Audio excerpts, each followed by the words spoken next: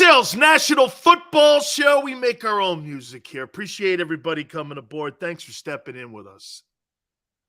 Well, guess what? Your MVP just might be back. He just might be back. Or are they playing him out there so that the Saints have to prepare for two? All good. Appreciate everybody stepping in with us here. As I tell you, we're coming down the stretch here for the final seedings when it comes to the playoffs. It's great to see Jalen Hurts practicing again. No question about it. That's a great sign. The Lane Johnson loss is going to be enormous. Please hit the like button. Barrett Brooks is going to join us in hour number 2 at 4:30. We appreciate that. Okay. Let me say this to you. We're going to go in numerous places this show here. I would say this to you. Let's hit on the defensive side of the football here. All good. Appreciate everybody coming aboard. Do you think that this defense that the Eagles have put together, which, by the way, 12 sacks away from the 85 Bears, that's an enormous and a tremendous potential accomplishment by that group of men. I mean it, including Jonathan Gannon. But can I ask you one question about your Eagle defense? Name me one elite quarterback that defense has shut down yet. Name me one. Every elite quarterback that defense has played against has not shown up. Aaron Rodgers? Okay. Aaron Rodgers is elite. Aaron Rodgers is elite. So in the 2 years that Jonathan Gannon has been the defensive coordinator, that defense has stopped a team right now struggling with an elite quarterback in Aaron Rodgers. So where are we now? What are we at? 15 games this year? 17 last year? So in 30-plus games, the elite Eagle defense has stopped one guy, Aaron Rodgers. Okay? One guy. And by the way, when the kid Jordan Love came in, he still threw a touchdown pass too. You think this defense can stop elite quarterbacks? Especially, you didn't last week. And I don't consider Dak Prescott an elite quarterback, but he had an elite performance against you. You're getting home now. And what I mean by that is you're getting to the quarterback.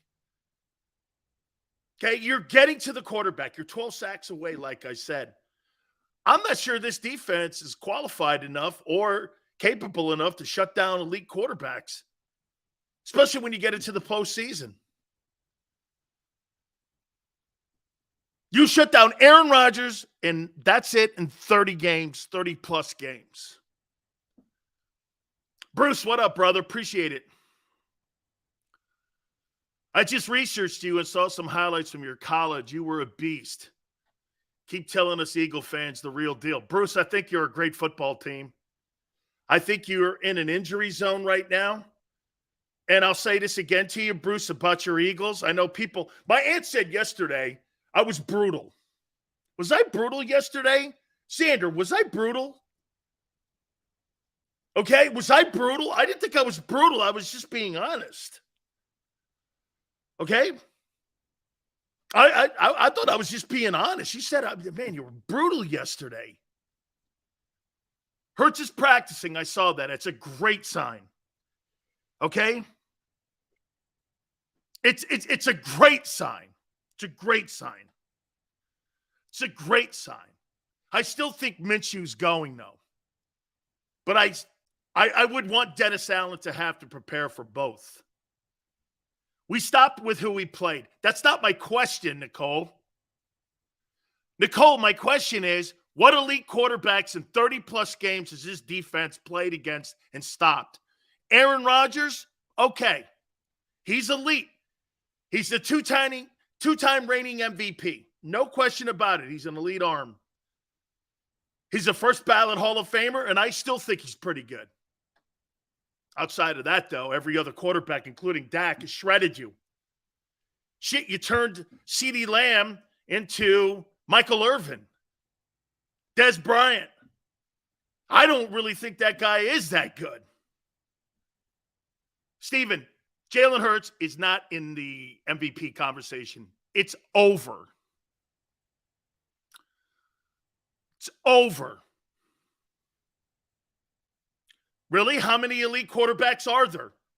Glad you asked that question. The Bills and the Bengals play against them almost every week.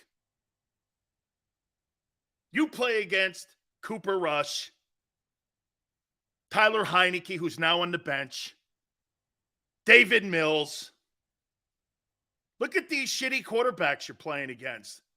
And the elite quarterbacks you've played against this year are Kirk Cousins and Aaron Rodgers. Those are the only two elite quarterbacks. Well, you want to throw Dak in there, and you're 2-1 versus them. You think Jonathan Gannon's defense, every time last year he went against an elite quarterback, they shredded him. CeeDee Lamb is not that good. He's not that good. By the way, I think the players this year on the defensive side of the football have absolutely played great ball. This goes once again back to the formula of Jonathan Gannon's system and his scheme. That soft coverage, man, I'm telling you, the front seven has picked up the defense because the back end, you guys are now playing musical chairs in the secondary. The undoing of the defense, in my opinion, is going to be the secondary. I know you're saying, Sills, we got the best corners in the NFL. Dude, how many musical chairs are you going to play? How many guys are you going to keep moving around in the secondary? You're playing musical chairs, but you can afford to do that because you take on Taysom Hills, Andy Dalton, David Mills. You're not taking on Josh Allen, Joe Burrow. You're not taking on those kind of guys week in and week out. You're taking on stiffs. So you can do this. I think personally you've compiled a lot of numbers against a lot of shitty quarterbacks this year. I was listening to the Sports Take guys. That 2017 defense was better. You know why? They were meaner. They played a tougher schedule. They played against better teams. I think that those statistics are against the likes of Tyler Heineke, David Mills. Who's the guy in Pittsburgh? Kenny Pickett. Look at the shitty list of quarterbacks. Who was the Matt Ryan, who's benched now? That defense, in my opinion, against elite quarterbacks has not proven they can stop them yet. And when Dak got into the room, Prescott was almost flawless against it. You did get 6 sacks. No question. Impressive. Impressive. But I think some of those statistics that the Eagles have compiled against dogs.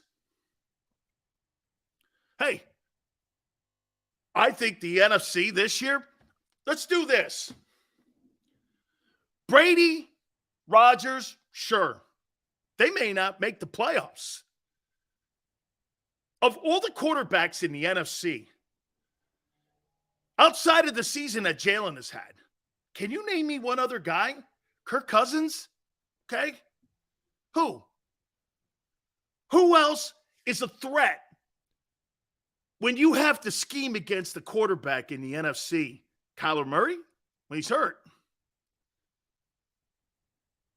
Dimes Jones? Carson Wentz?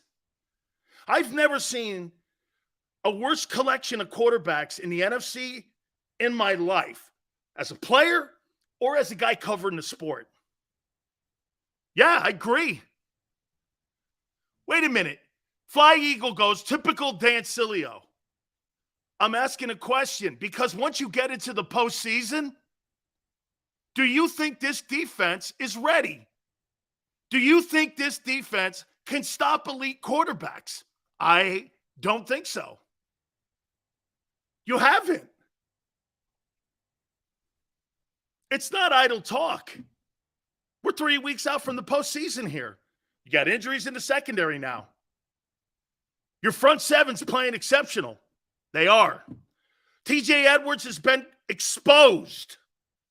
Can't cover tight ends. Not very good at it. Actually, that's been a progression the last couple weeks. Watching Edwards play tight end and cover tight ends, he's not been very good at it. Sean goes, Trevor Lawrence is elite. I don't really think he was elite early on, but I think he's an elite guy. I do. I think he's Xavier goes, nobody knows. I'll tell you what, dog. I think that 49er team could stop anybody on the planet. Anybody on the planet. Okay? Kevin, you'll face Kittle in the NFC title game. You'll face Kittle in the title game. I agree with Xander. I look, and I think you guys are right. I think Trevor Lawrence with Doug Peterson and what those guys are doing down in Jacksonville, and with the emergence of NTN, who went over 1,000 yards, and I think he's a really good pass-catching running back, I think Trevor is going to continue to get better and better and better because now there's an adult in the building. It's just a question here. Okay? I went back and I looked at the list of quarterbacks you've played. I would say maybe the guy who has been the most productive against you was in the first game, Jared Goff. So the elite quarterbacks you've played this year have been Jared Goff, Dak, Cousins, and Rodgers.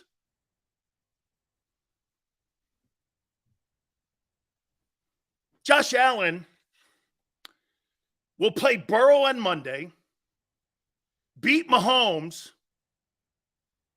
had to play against that Miami offense, beat Lamar Jackson. You're playing against elite QBs that last year, anytime one of those elite quarterbacks got on the field, they crushed that Eagle defense. And like I said, walk back a couple steps here, Dak got on the field against it and killed it. Remember something, Jalen Hurts don't play defense. Cowboys put 40 points on you. Got to give Dak and CD credit. A 40 bomb. Tyson, absolutely.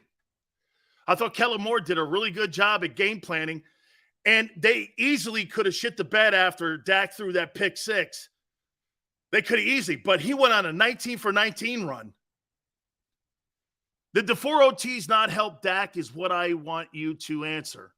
The sack that Maddox was supposed to have not help Dak. Did the fumbles that we should have recovered not help Dak in his stats? Absolutely. You're talking pie in the sky bullshit. That's unrealistic conversation. Well, what if this guy doesn't drop this? Or what if that guy doesn't drop this? Dog, talking realities here. We don't talk in fantasies here. What if this? What if that? You sound like an excuse train. What if this? What if that? Here's what happened. Dak Prescott ate the secondary alive. As usual. Elite quarterbacks put up big numbers against Jonathan Gannon's defense. Look it up. Derek Carr, who's just been benched. Brady destroyed it. Justin Herbert. Shit, Jimmy G. All those guys have had great success against Jonathan Gannon. I don't know if Jonathan Gannon can stop elite quarterbacks yet. He really hasn't shown me he can. Okay, Aaron Rodgers, sure.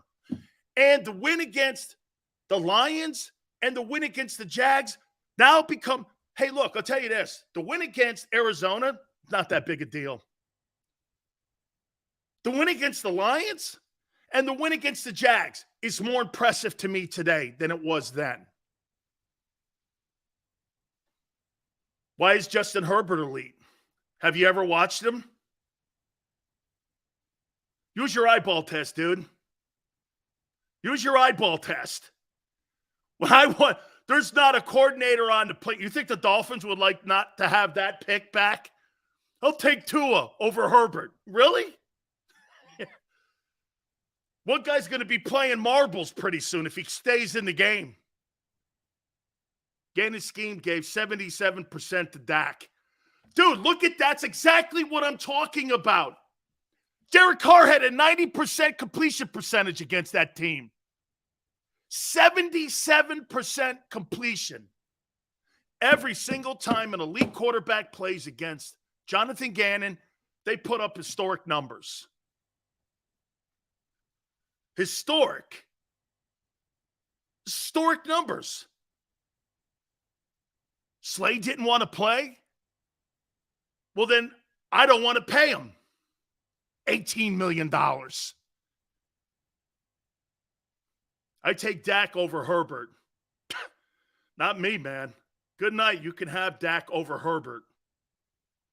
Okay? Let's see what Justin does in the playoffs. I know what Dak will do. Last year, you make it sound like last January. That was 11 months ago. Okay, last year, sure, the team's better. I agree. Get better personnel this year, even though it's injured now.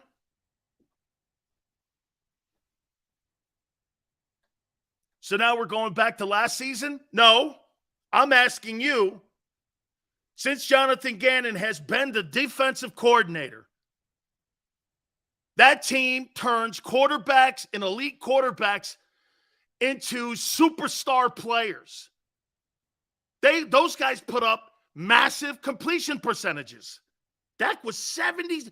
He was almost 80% against Jonathan Gannon's defense. You'll never beat Josh Allen or Joe Burrow or Patrick Mahomes with that shit. And Andy Reid, dude, your worst nightmare is lining up against Andy Reid and Patrick Mahomes. Mahomes would throw for 500 yards against Jonathan Gannon.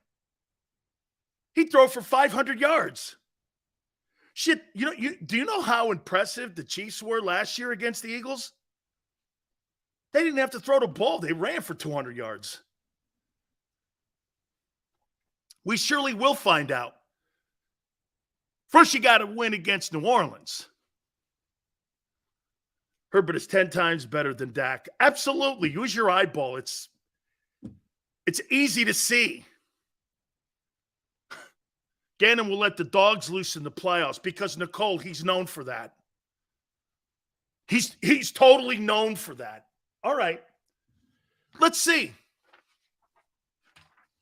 We got a ton of stuff here today, too. Barrett Brooks, as I said, will join me in hour number 2 at 4:30. Week 17 NFL Defensive Player of the Year. I have a vote. Some bowl games. Eagles potential picks in the April draft. Where we're going to go. We're going to do that here in a minute. And also, I want to do something right now before we get into the topics.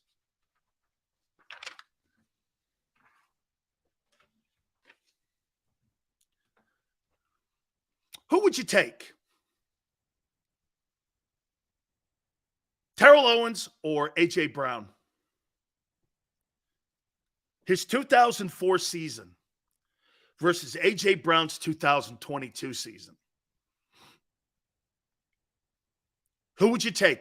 Let me give you the numbers. T.O. in 2004, 127 targets, 77 receptions, 1,200 yards, 14 TDs, 85-7 per game. Did that in 14 ball games before he got hurt. Came back into the Super Bowl and was an Iron Man. Here's A.J. Brown. By the way, could be your first wide receiver in team history to go over 100 catches. The Philadelphia Eagles, surprisingly, have never had a receiver with over 100 catches, ever, in the history of the team. He's 20 away.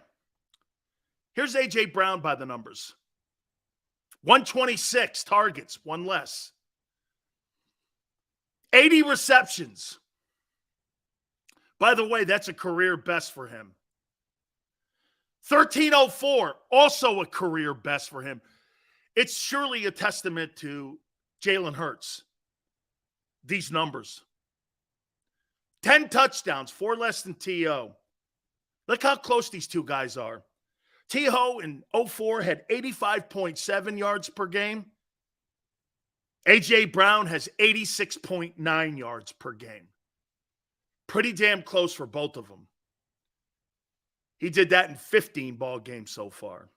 Who would you take? Who would be the guy that you'd want in your huddle if you had to win a Super Bowl? Devontae Smith is also close to 100 receptions. He is. He's at 78, I believe it is. T.O. never won anything because this is a team sport and he is a me guy. Razor, the entire position has transformed into total me guys. You think Odell Beckham is a team guy? Shit, most of the receivers in today's NFL, you know what they think a good game is? 10 catches, 120 yards. Not a win. The position has kind of turned that thing into a diva position. Those guys are all gauged on numbers. And all gauged on social media. The more numbers you have, the more social media numbers you have, the more views you get, the more followers you get. You know why? The Red Zone channel has turned quarterbacks and wide receivers into icons in today's NFL because of the gambling factor. Some of those guys don't give a shit about winning. They care about numbers. So when you say that,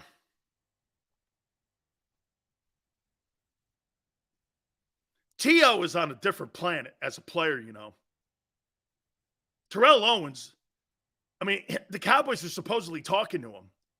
This guy ran a 4.4 in August, and he's 49. This guy's a specimen. Who would you take? You had to win one game. And by the way, who cares if he's an asshole? How many assholes has Brady been with in his career? And he got productivity out of them. Randy Moss, Antonio Brown, the murderer. Stop with that shit about team wrecker. Who cares? It's up to the quarterback to get along. That's why McNabb sucked. McNabb sucked because he couldn't get along with Djax and he couldn't get along with T.O. I blame the lack of success for the Eagles during the Andy Reid run completely on Donovan McNabb. It's his responsibility. Dude, the numbers that A.J. Brown and Devontae Smith have put up are a direct result of the massive improvement by Jalen Hurts. You got career years here with A.J. A.J.'s never had over 68 catches. He's never had over 1,100 yards. He potentially could get to 1,500 yards this year. For a yak receiver, that's insane great. He's still got a shot at 14 touchdowns, too. McNabb sucked as a leader. Well, T.O. was a team wrecker. It's up to the quarterback to make that right. Quarterback's got to be the leader. You may have a bunch of assholes in the locker room. It's up to you to make it all work, Russell Wilson. That's why they pay you $50 million. McNabb's failure was his ego and his pettiness.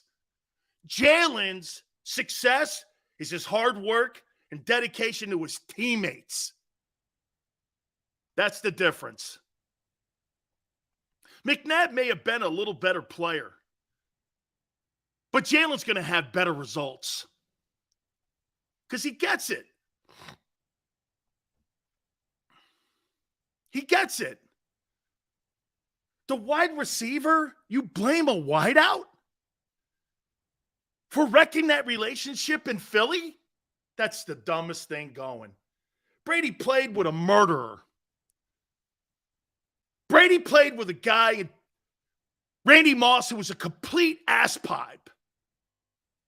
And you got another one who's a complete jerk in Antonio Brown. He made it work. He won a Super Bowl with Antonio Brown. It's up to the quarterback to make that right.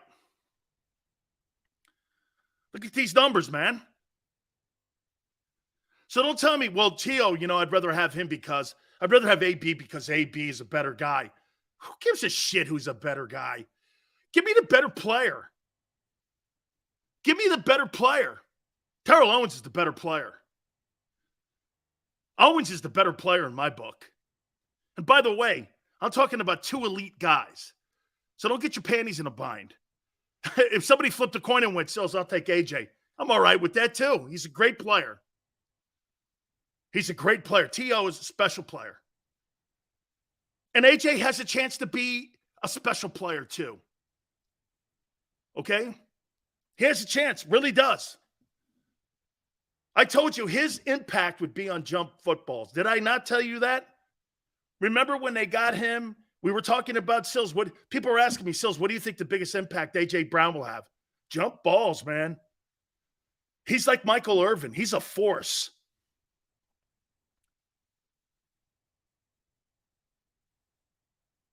Why did it work with Big Ben at first and not with AB? Oh, what are you talking about? It did work there. He was on an iconic pace, Antonio Brown, because Mike Tomlin's there. Mike Tomlin wasn't putting up with the shit. Remember something. Mike Tomlin had Le'Veon Bell, who was a headache. Remember the upside-down tweets and shit? I never got that. Talk about a guy who put millions of dollars in a trash can and lit it on fire. How's Le'Veon Bell's career been since he thought he was better than the system in Pittsburgh for him? Do you guys ever remember what happened to him? He went to the Jets or something, floated around, then he's out. Hey, nice job. And he sat out that year. He sat out collecting $14 million. Remember? Then he took less money with the Jets, lit his entire career on fire. How's that work since you left Pittsburgh? How's that been since you left Pittsburgh? Talk about a career disastrous move. Le'Veon Bell's the face of that.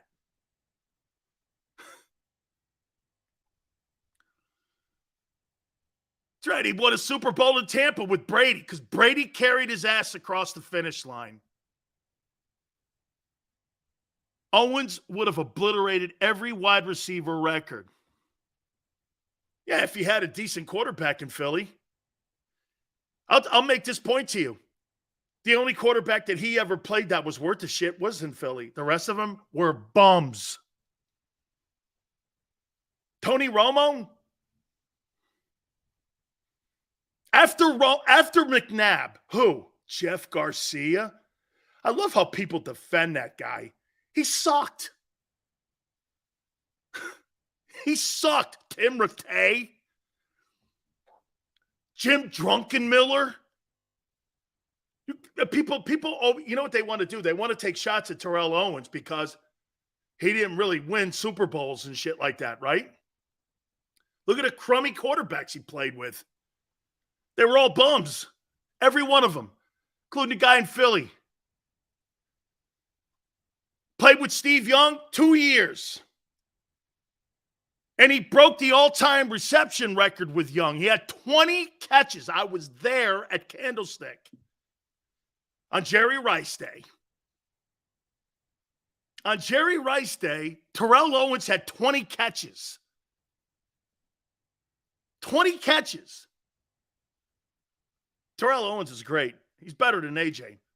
Again, not a rip at AJ. AJ's a heck of a ball player. Heck of a ball player. And he could have 1,500 yards, 13 touchdowns, and potentially 100 catches. They would have done something this year. It's a true testament to Jalen Hurts. And it's really a great testament to the quarterback and how he's gotten better. 2 receivers, 1,000 yards, maybe 200 catch guys. Kudos, Jalen. Absolutely. Absolutely. You see, Philadelphia's never really had great wideouts. For whatever reason, you've had great tight ends. You've had great tight ends. I mean, Carmichael was kind of a flanker. Quick was great. Irvin Fryer was great. T.O. for 2 years, 1.5. The rest of them, D-Jax was kind of a one-trick pony. The rest of them, okay? T.O.'s a great football player. I'm just saying, by the numbers, A.J. Brown's having a T.O. year. Could be the greatest year in the history of the Philadelphia Eagles as a wide receiver. How about that? Kudos, dude. A.J. Brown may have the greatest year in the history of the Eagles as a wideout. Fantastic. Fantastic stuff. Okay? All right, here's our topic.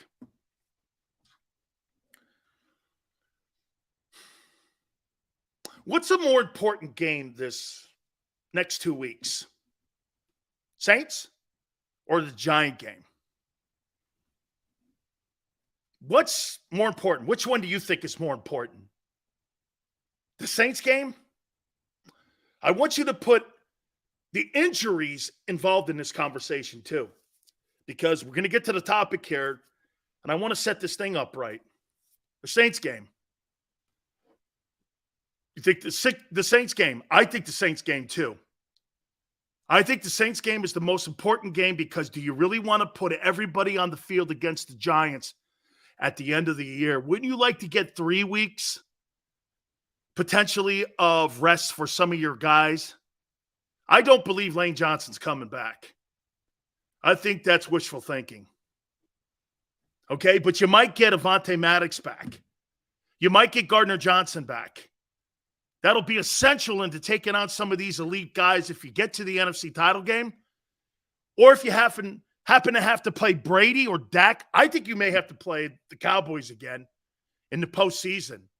Before you start saying you'll kill them because Jalen didn't play defense when Dak put a 40 spot on you.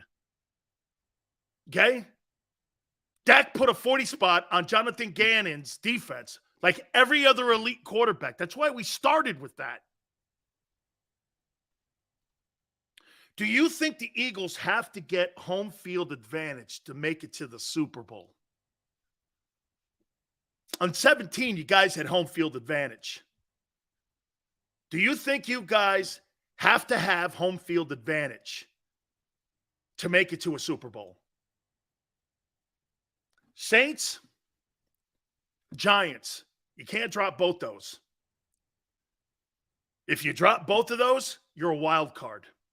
Well, depending on what Dallas does. Manster says yes. GT says yes. Wow. So this GT, yes. Jeffrey says no. Yeah, probably. We need that bye to get to the Super Bowl. That's right, Sean. Sean, I like your take. Pre-injury, I say no. But now that the team's been banged up a little, we need it. I think that's the take. Matthew, I like your attitude too. You're dead on. Mamba mentality. Mamba mentality. Saints, Nicole, and we need to buy. We only lost one away game. GT, I think you have to get home field advantage to make it to this. If the Philadelphia Eagles, which I think they're going to win again. Hey, guys, you know I nitpick, but I don't think you're going to drop a game to the Saints. They've got players, especially on the defensive side of the ball. And by the way, they're going to go after Driscoll. Driscoll's going to get the first shot at right tackle. And I think they're going to come after him. And by the way, I think they're going to go after – I think Alvin Kamara is going to have a big game on TJ Edwards. And that's going to be the game plan. I'll explain a little more here. This game's going to be close, though, with the Saints. You know why? Because of personnel mismatches. Last year with a lesser team, the Eagles rolled that team for like 238 yards on the ground. Run the ball, dude. GT goes, I don't think we play well in cold weather. GT, well, you better hope that changes. You live in Philly. You better hope that changes. Cold weather's coming. You're saying having to go to a place like Green Bay or such. Because if you're a wild card, you're going to have to go someplace potentially cold, right? And well, Green Bay would be a wild card because Minnesota's wrapped the division up. So I think the games would – I think the only game that you would have to be on the road for would be San Francisco. If you had to go on the road, well, you'd be a wild card. You'd be a wild card. So your second team, you might have to play San Francisco if you turn into a wild card.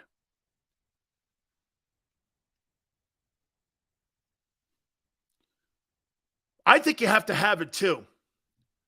Jeffrey goes, Edwards, Eagles leading tackler. Can't cover tight ends. Can't cover tight end.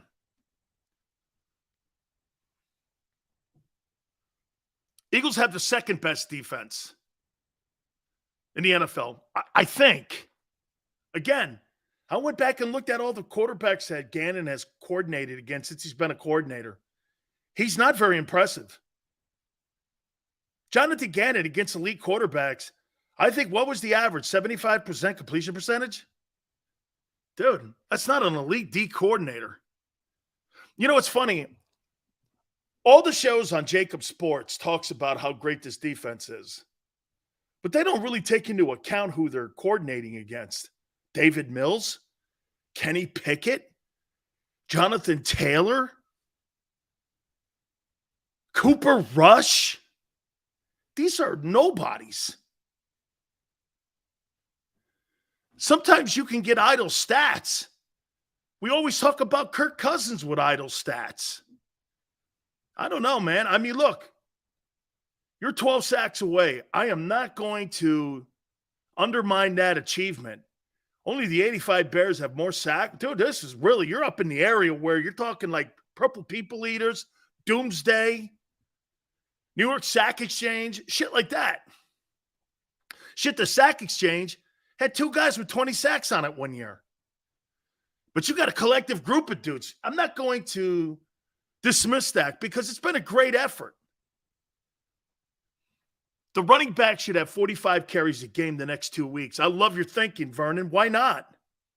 Why would I want to get Jalen Hurts banged up if he does play? The hate just sees through your poor. I'm in a great mood today. What hate? Free Nakobe Dean? Dude, if he was good enough to play, he'd be playing. Ron says the whole league is full of stiffs. Well, see, that's not the case, though, dude. Not when you're talking about these elite teams that play against elite guys. You play stiffs every week when it comes to the quarterback position. Let's take a look at this. Joe Burrow, no. Buffalo Bills schedule. Let's just take Allen's schedule this year and who he's had to play at quarterback. Okay. So he's had to play this year. Early on, played Stafford in week 1,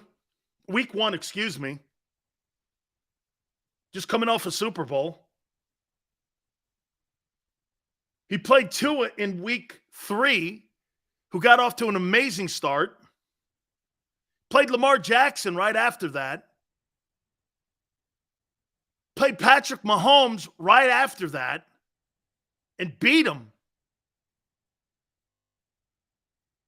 Played Aaron Rodgers after that and beat him.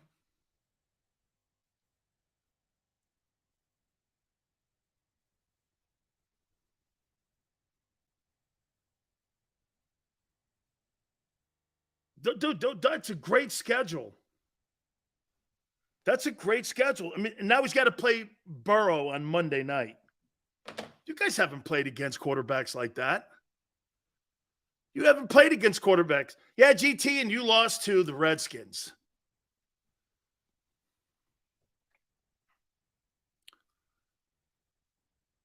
With Jalen back at practice today, would you play him? Craig, you know what I would do? I'd make it a game time decision if I played him or not. What I would do is make the Saints have to game plan both.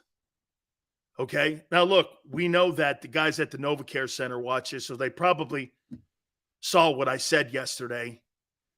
Merrill Reese was doing his interview from Nick Sirianni's office. He was sitting right in front of him.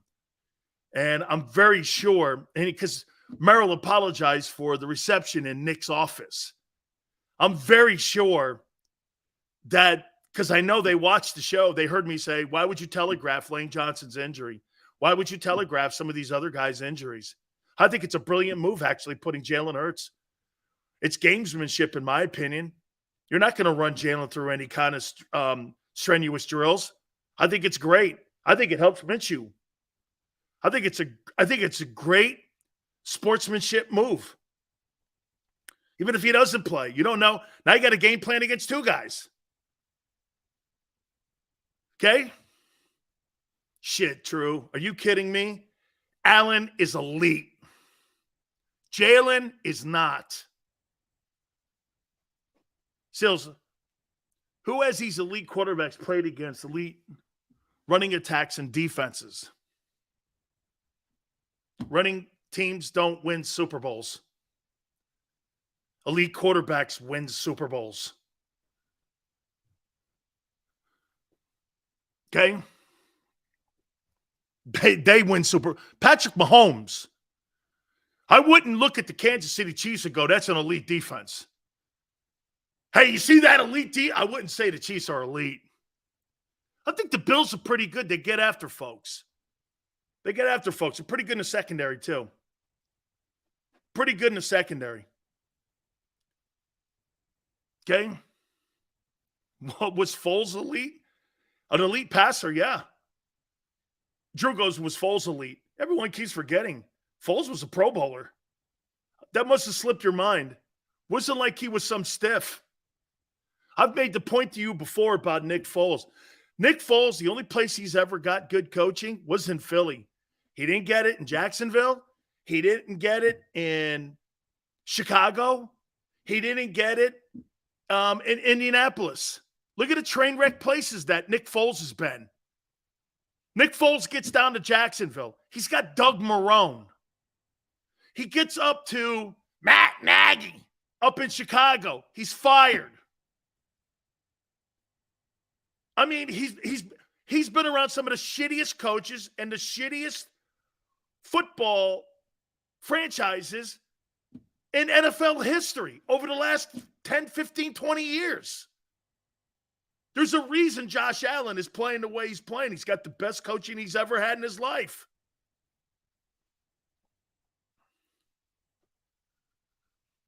And you know, True Savage says the Bills aren't elite. Well, they're the number one seed in the AFC, just like you are. Personally, do you think the Eagles are elite?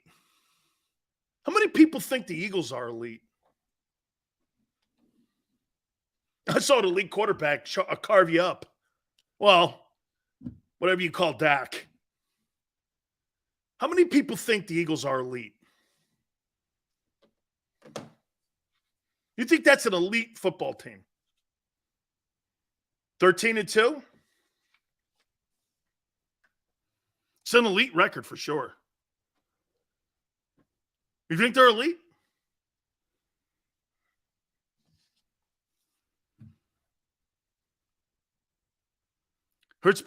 Hurts is getting there. That football team, there's no question, man. The success that team has had this year is clearly on that quarterback's back. Clearly, they don't look like the same football team.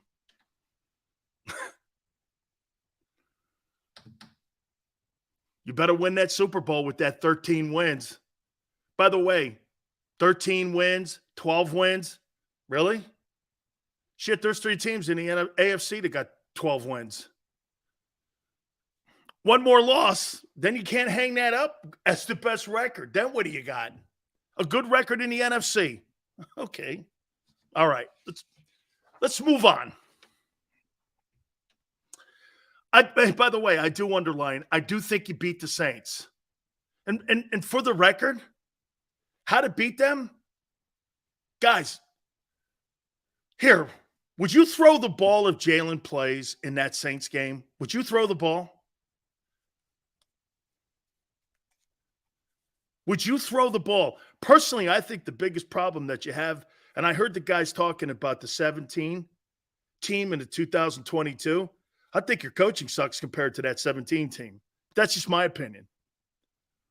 That's my opinion. I don't think they had a very good coordinated game against the Cowboys, and I think it's bled over from that Chicago game. I don't think the coaching staff has had 2 good games. Do you? You think those coaches have done a good job the last 2 weeks? Yes or no? You think Nick Sirianni's coaching staff has done a good job the last 2 weeks? I'm curious. You think they have? Yes or no? Manster, no. Manster, let me ask you why you think they haven't. Eagles are not frauds. Eagles are not frauds. They're not frauds. That's not true. I think the offensive coordinator actually got the quarterback injured.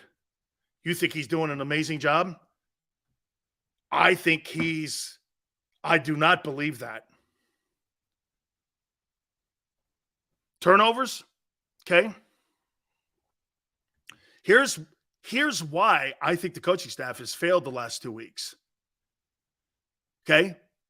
Why didn't you have 35 rushing attempts against the 28th rushing defense in Dallas? Why did you throw the ball 37 times? You got a Pro Bowl running back. It's 2 weeks in a row they've gotten away from the run game. Why? Your team is based off a power offense, which is running the ball. I think they're losing their identity a little bit here. Could somebody do something for me here? How many carries in the last 2 weeks? I mean, the Bears, Jalen had 15 carries. I think, what's his name? Miles Sanders had 11. I think there was like 25 carries. This last week, there were almost, 10? 14 carries? 20 carries? Maybe somewhere in there?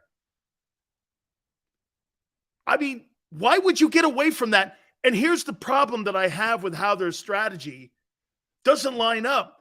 The Bears are 31st against the run. The Cowboys are 27th. Why are you throwing the ball 37 times? And you got your quarterback killed.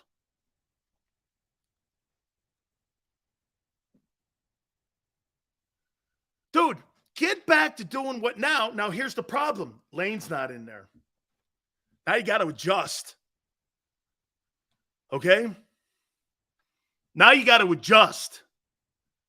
Dude, I say this against the Saints. You're going to have to make this thing a 4-quarter game because you know why?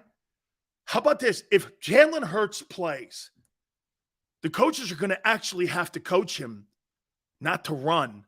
Hey, Jalen, if it's not there, run. No. Jalen, if it's not there, throw the ball away.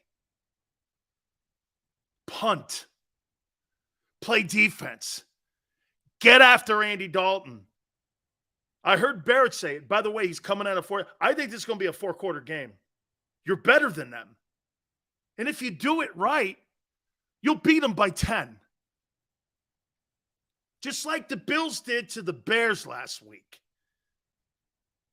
If you do it right, over a 60-minute ball game, the better team will win, and the better team would have established their dominance. Big Sills, is it Lane or Stafford or Stoutland? I think it's both. His exceptional talent and Jeff Stoutland's exceptional ability to coach these guys. Dude, know your history. When you say that about Lane and Jeff Stoutland, this is what you get. An exceptional talent with an exceptional coach. It usually results in gold jackets, especially with somebody with that kind of ability. Easier to run block. It is.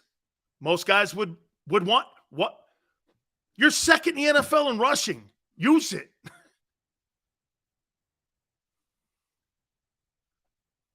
You ran Sanders last week 21 times? Okay. Dude, Lane is the best player on our offense. Maybe our team. Between Lane and AJ? Probably. With me favoring Lane, if you had to put grades on every position, who would be the best player at that position? It's probably Lane, yeah. Because you could flip a coin, Trent Williams. Again, the only reason that I side with Trent, he's a left tackle. And that's why today Nick Sirianni made the distinction, because he watches the show. Isn't it funny? I talked about Lane being a great right tackle. And what did Sirianni – hey, Xander, what did Sirianni do today? He came out at his press conference and said, he's not just the best right tackle. He's the best tackle. Big Sills. He forgot that little tag on. It's okay. I get it. It's okay. I get it. He's a right tackle. Right? Well, the left tackles make the most money, and there's more Pro Football Hall of Famers that are left tackles. Orlando Pace is not a right tackle. Jonathan Ogden's not a right tackle. These guys are left tackles. Okay? I mean, Anthony Munoz is a left tackle. Parker, the old Colt guy, is a left tackle. There's no right tackles. I mean, it's your lesser tackle. It's your run. It's actually your run blocking tackle. Kelsey, for sure, is a Hall of Famer. First ballot. He is the best center that I've seen in a long time going. He's great. He's a great player. Sirianni's not commenting on the 4 turnovers. You know what, man? That happens in games. Here's what I hear people talking about the 4 turnovers that they had in that game against Dallas and over the last couple weeks here. Dude, you guys have played 15 ball games. You had a turnover game. It happens.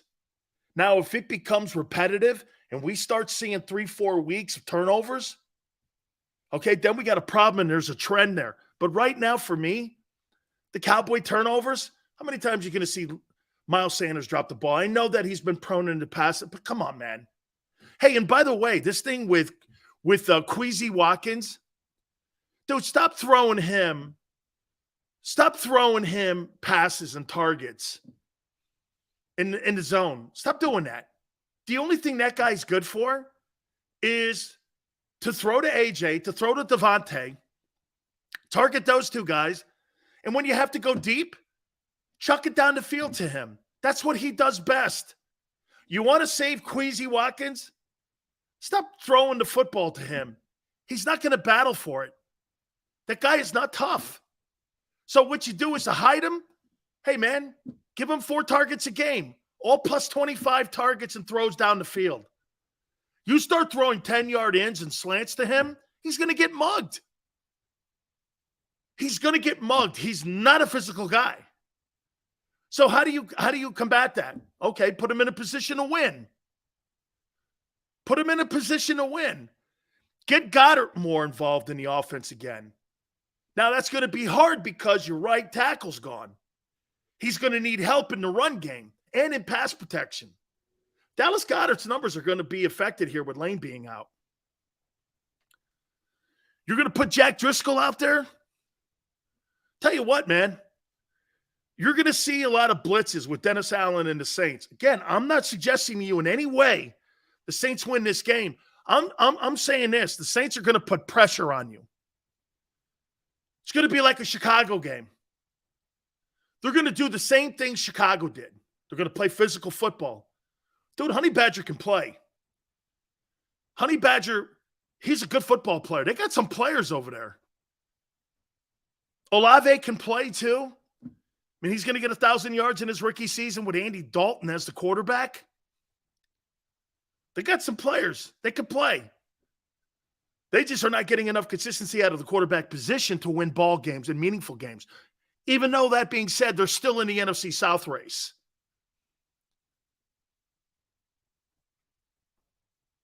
If we don't make the Super Bowl, we choked, period. GT, if you are fully healthy and you got bounced, that's a choke. You lose Lane. Jalen gets banged up again. Okay? Your safety position has been decimated. You're playing musical chairs at your safety position. I don't know why people in Philly don't want to. Dude, you're playing musical. Well, let me move him here. Let me move this guy here. Let me put this guy here. Let me put that. It don't work like that. Eventually, that catches up with you. Tell you this, man. I goof on Howie Roseman a lot. I'll tell you something, Xander. This is the one place right here where Howie is earning his money. Because for you to be able to move guys around like this, and you have personnel like this all up and down the 53-man roster, he built this roster for this moment in the season. Howie Roseman and everything that he did in the offseason is coming down to these final 3 weeks. I mean, it's a banged-up unit right now. Not devastatingly banged up, but pretty significant losses. Okay? I'm not making excuses. No. Dude, if you lose half your football team to injury and you don't win a Super Bowl, if you're at full throttle and you got everybody on the 53-man roster and you lay an egg in the divisional round, that's a different conversation. I think the Eagles have, right? Hey, this is adversity. It's the first time all year the team has faced it. I think they're handling, again, like I said about the Dallas loss, I didn't lose any sleep over losing to Dallas. You went with a backup quarterback. Your safeties are not good. Dallas put a 40 burger on you. Okay? Happens. Okay? I think we're good enough in the backups. That's what I'm saying about Howie, GT. And 91, all good, man. Eagles 9-21 since 2016 without Lane. And 51-29 with him. That's a trend that you have to look at. Okay? Hey, is this kind of looking like 17 a little bit here? Last couple weeks of the regular season. Team's getting banged up. You're losing significant personnel here. A little bit, huh? Quarterback, tackle, right? Guys in the secondary a little bit here. Howie's done a hell of a job here, man. Hey, to be able to weather this, dude, I would say this to you. This is where the Eagles are the best in the NFL here. There's no team in the league that could withstand losing a tackle like that and get through a ball game and then maybe still win in the playoffs other than the Eagles. I think San Francisco's got a good roster too. That's why, remember I told you from the very beginning of the year, I think San Fran and Philadelphia, I think they have compatible rosters. You're pretty deep. John Lynch has done a hell of a job building that roster too. They're deep. And so are the Eagles deep. Look at Tampa Bay. They lose linemen. Dude, there's a reason Brady has to get the ball out with 3 seconds. There's a reason. GT, if you run the ball, I think you're okay too. However, will the coaching staff still stick to the patient and have the patience to stick with that? Because if Jalen plays, dude, I don't want to see that. I don't want to see Jalen Hurts with more than 3 carries. And those 3 carries better be slides. If I start seeing Jalen Hurts, this is the same shit I talk about with Josh Allen. The Bills protected him last week against the Bears because the Bears were physical with Jalen. They saw that. Dude, that was the first game I saw all year, big dudes hitting Jalen Hurts. Okay? First game all year, big dudes were hitting him. Vlad likes the Cowboys. The Cowboys are not better than the Niners. They're not. And personally, the Cowboys, I think it was a shitty game plan at the Eagles' offensive coaches. Dude, run at them. They're terrible against the run. I could not believe we did not put more of a focus on that. But because of the previous week and the Bears stuff in the run, Gannon and Shane Steichen came out throwing it around. What happens when you get the football in the air? I told you this. Here's the difference between a Gardner Minshew offense and a Jalen Hurts offense. You ready? Dude, you may get 350 yards passing, but you're going to have 2 plays in the game that are high percentage turnovers, interceptions, and you're going to get 5 3-and-outs. What's the one thing Hurts doesn't get usually? Dude, I think the Philadelphia Eagles this year had to lead the league in less 3-and-outs. When Jalen was playing and he wasn't hurt, dude, that Eagle team never had 3-and-outs. 14-play drive, 12-play drive, 10-play drive, 9-play drive. Because he's able to run and break down the perimeter. When you take that facet away from that Eagle offense, it's a different looking team. You give the opposing team series. All you need is 2 picks and 4 3-and-outs. You're in the game. You're in the game. Andrew, I think there's 5 teams. I don't think any team. There's 5 teams that can win the Super Bowl, in my opinion. Okay? Bengals, Eagles, Bills, Chiefs, and Niners. Those 5 teams. I think the rest of them, Chargers, Vikings, Cowboys. Why would I pick Cowboys? They haven't been relevant in 30 years. And every time they get into the postseason, it's the same.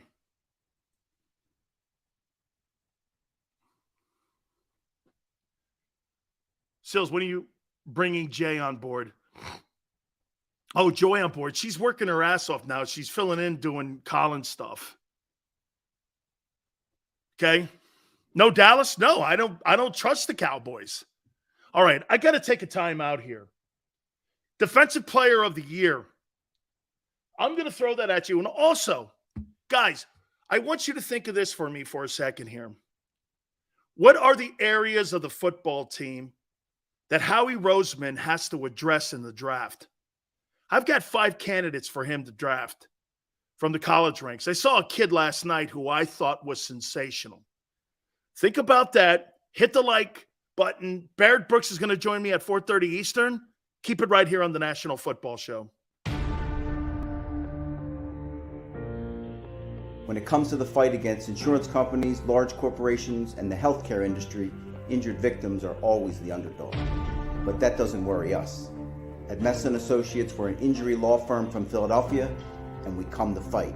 Our clients know that they've got representation with a chip on its shoulder, and it's the same chip that makes Philly the toughest city in the country.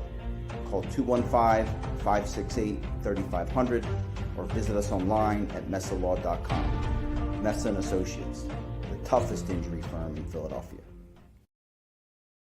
Go for the beers, go for the cheers, go for the hit and the hits, go for the scene, go for the screens, go for the gallery, Go for the win. Go to Ocean.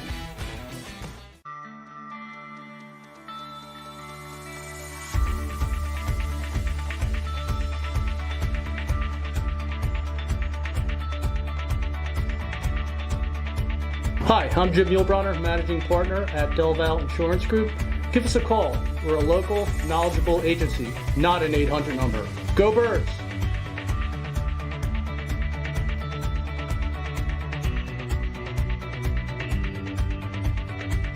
Number 1, Jeff D'Ambrosio. Destination Downingtown is rolling back prices for a December to remember. For a limited time, you can own, not lease, brand new 2023 Jeep Wranglers for only $30,995 or $339 per month. New Rams starting at only $30,995 or new Ram 1500 Bighorn Crew Cabs $189 per month. Zero down can deliver. Get the price you want, the selection you need, and the VIP treatment you deserve. Jeff D'Ambrosio, Destination Downingtown, Big Finish Sales Event.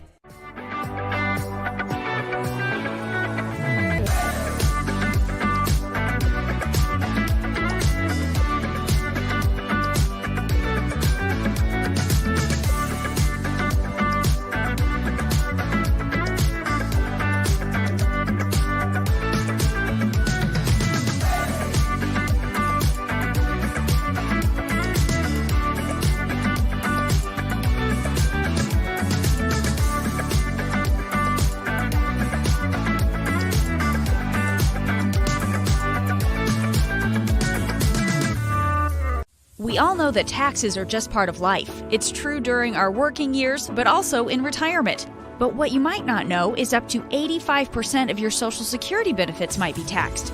Our team at Thrive Financial has helped retire thousands of people across the Delaware Valley by asking questions they never knew they needed to ask, including how their Social Security benefits might be taxed. It's time to be proactive on taxes. Get your Thrive Retirement Tax Playbook today.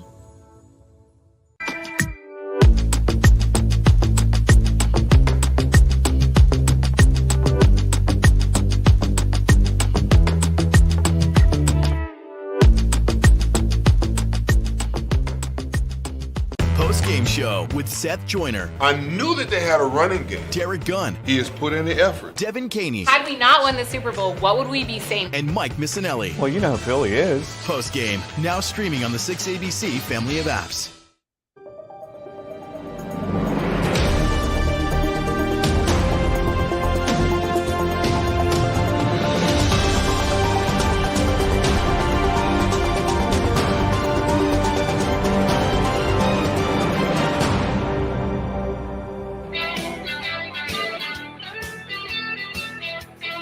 Rick Stills, National Football Show. Appreciate you coming aboard. 5 guys that I like in the upcoming draft for the Eagles. I'm going to get to that here in a minute. My Defensive Player of the Year candidates for my vote. Also, Derek Carr's been benched. There's a $40 million deal that didn't work. Gee, really? So let's add this to the list. Carson Wentz. Kyler Murray, because he's dual threat, hurt. Derek Carr, benched. And you see what he did too? So Derek Carr, instead of being with his teammates, wants to step away from the team. You know what Jalen Hurts would do? He'd be right there supporting Tagovailoa, giving him all of his positive energy he possibly could be, and help him and his team win a Super Bowl. That's Jalen Hurts versus Derek Carr. Step away from the team? Oh, I see. When shit's not going your way, you bail and pull the ripcord? F you. You need a what? A powder? Time away from the team? Hey, you suck too, dude. Man. You talk about a soft-ass mentality. Jalen Hurts sat there when he was embarrassed in front of the world when they yanked him out of that game. Sat there with Tagovailoa, and I'll never forget saying this about the kid, and I wasn't really following Jalen Hurts at the time. I go, that's quite a teammate. Great support. Helped him. Derek Carr goes like this. I'm going to step away from the team. I've been benched. You know the word I want to use. Jesus criminy, man. Dude, you talk about Queasy Watkins being soft. That's a loser mentality. You're in this shit together. That's Russell Wilson stupid shit. Offices off to the side. Russell Wilson has an office. His office should be his locker next to his teammates. That's why they hate him. Oh, I see. I got a locker, you got an office. Hey, dude, we're in this shit together. Everybody's got an oar, no matter how much money you make. We all got oars. What a loser mentality, man. I'm making $42 million. They bench me. And he don't like it, so he has to have time away from the team. Are you hurt? Someone die in your family?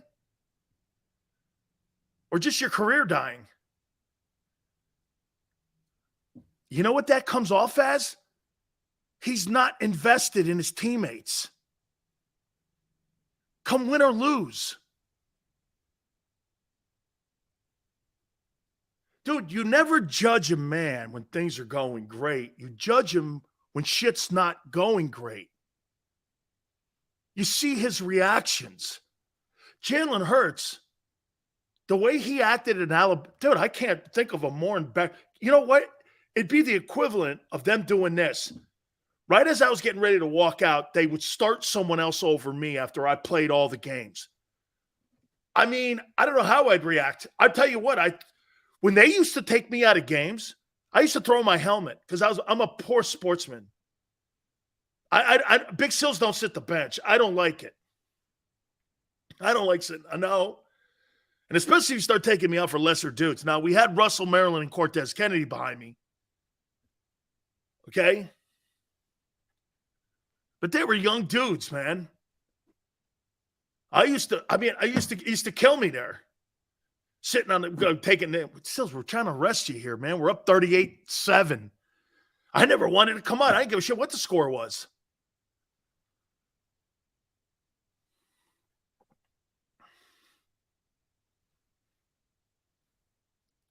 Sills, I still love your show, even if I'm invisible to you. Lucius, you're not invisible. Are you kidding me, man? You're one of my most loyal viewers, man. Give me no, man. Come on, Lucius. Should know better than that. Don't go there. I see all of you, man. Some good, some bad. All I care is you're there. Doesn't have. Hey guys, remember this. My aunt gets upset with some of you. Me, on the other hand, I just care you're there. All right. Let's do this. Before I get into the Eagles, what positions do we need to address here? Right now, I think the pick is 10. And if we're going to go with the Super Bowl win, let's just hypothetically go with the Super Bowl win. You'd have the 10th and the 32nd pick. Okay? The 10th and the 32nd pick. Okay? So we'll get to that here in a minute. Here's my defensive player of the year. And guys, I got to tell you something here. Got to give Jonathan Gannon a lot of love, man. He figured it out. Okay? GT, thank you, man. Right? I mean, it's sports. Come on, guys. Number 8. I don't have 9 and 10. I don't think there's good enough players to be 9 and 10. I got 8 players. I couldn't just put a list together of 10 guys that I thought really played exceptional football this year. Now, you could probably put that guy Sauce Gardner in there at 9. I think he's played pretty well. Okay? I think he's played pretty well. I got Matthew Judon, Patriots, at number 8. He's fallen a little bit because that defense has come back. He's had a whale of a season, though. I can't believe the Ravens moved off his ass. I got Myles Garrett at 7. He's fallen a little bit because that defense has also fallen a little bit, but it's being asked to do a lot.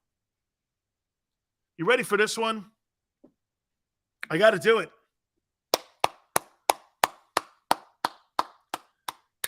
I got Hassan Reddick, number 6. Hassan Reddick, 14 sacks. And moving up maybe by the end of the – what if Reddick has 3 more sacks or 2 more sacks this weekend in New Orleans? Okay, now we're talking about 16 sacks. He potentially could have a 17-sack season. I don't know. Now you're starting to get into top 3 when you're starting to talk like that. Okay? So I got Reddick at 6, edge rusher. Max Crosby, Raiders. I think he's falling. Reddick's had a better year. He's at 5.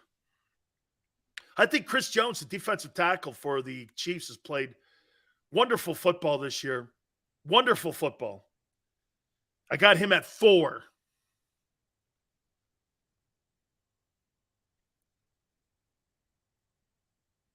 I got him at 3, excuse me. At 3. I got Micah Parsons, and I get this. Has Micah Parsons had a better year than Hassan Reddick? And here's why I'm comparing those two.